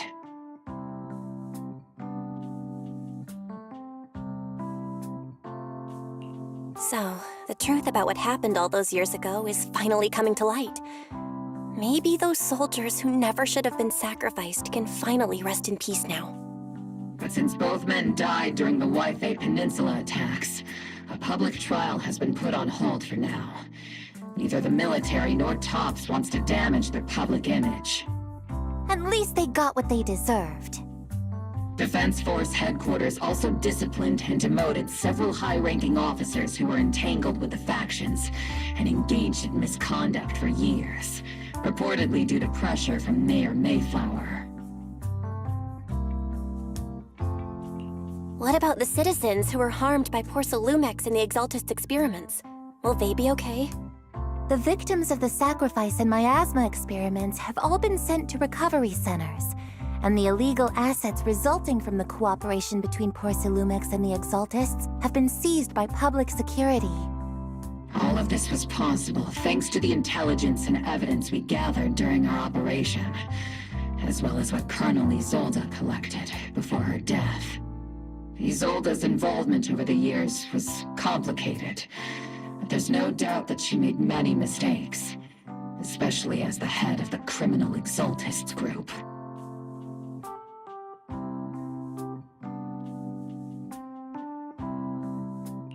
A lot of what the Colonel did was driven by the hatred that blinded her. I imagine you must have mixed feelings towards her, Magus. Of course. That arrogant fool, fueled by anger and loneliness, made so many grievous mistakes. Captain Magus often keeps her anger to herself and acts on impulse. What? Promise me, Captain Magus, in front of the proxy, that you won't make such grievous mistakes like she did. With the proxy as my witness, I give you my word. Whoever lies has to wear a pink weapons holster.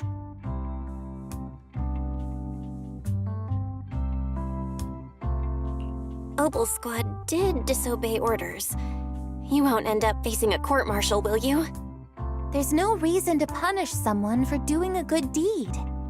Although the Obel squad disobeyed orders, we earned commendations for wiping out the Exaltists and protecting the citizens. Each member received a Medal of Honor. Surviving in the grown-up world isn't very easy. It may not be what we hoped for, but at least there was a positive outcome. Regarding the proxy's mentor, Miss Carol Arna, I'll do my best to help you investigate any potential leads within the military. Whoever the proxy trusts, we trust too.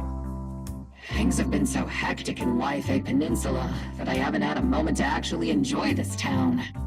Since we've been granted extended leave, I plan to relax and unwind in Phylum Heights with my squad for a while.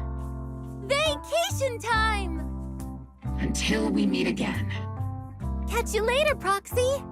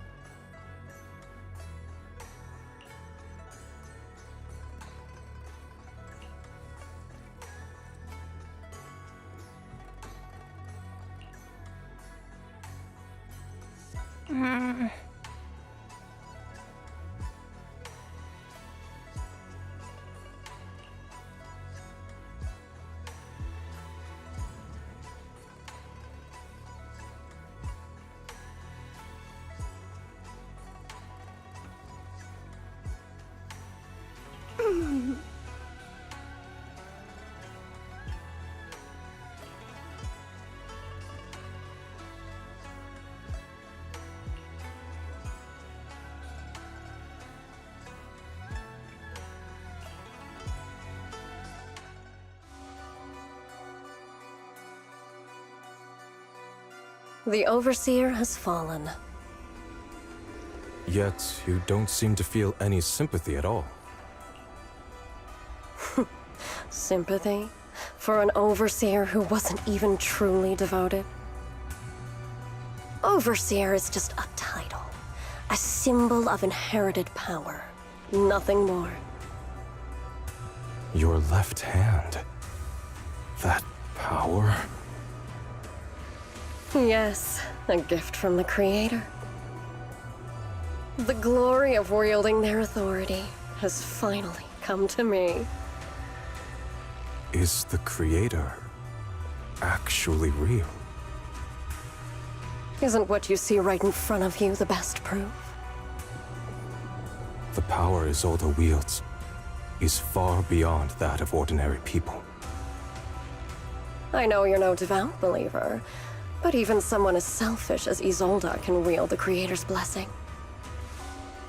The Creator has never been stingy towards mortals who help fulfill their mission. They can make your wish come true. My wish?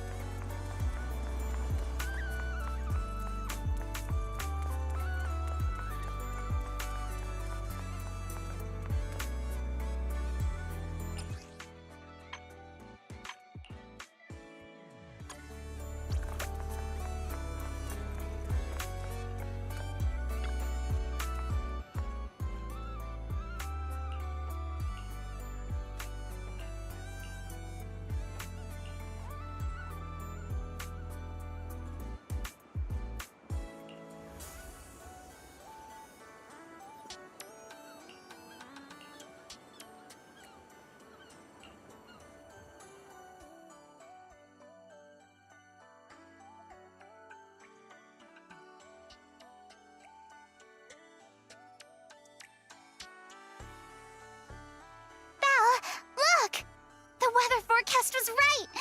There's still a bit of clouds, but the stars are totally visible now.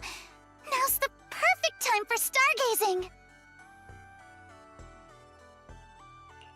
Someone's really excited, lugging all that gear out here and waiting this long just for the stars to come out. Why, yes! I've been waiting forever for a night like this. The weather's been dreadful these days, and summer would have been over if we waited any longer. I was originally planning to spend the night here, but none of that matters now. Belle, let's look at the constellations. When it comes to summer constellations, you know which one's the most iconic, right? Duh. When it comes to summer, definitely the Summer Triangle. You're partly correct. Let's go with that. I brought a telescope. Come closer. Let's look for the Summer Triangle together.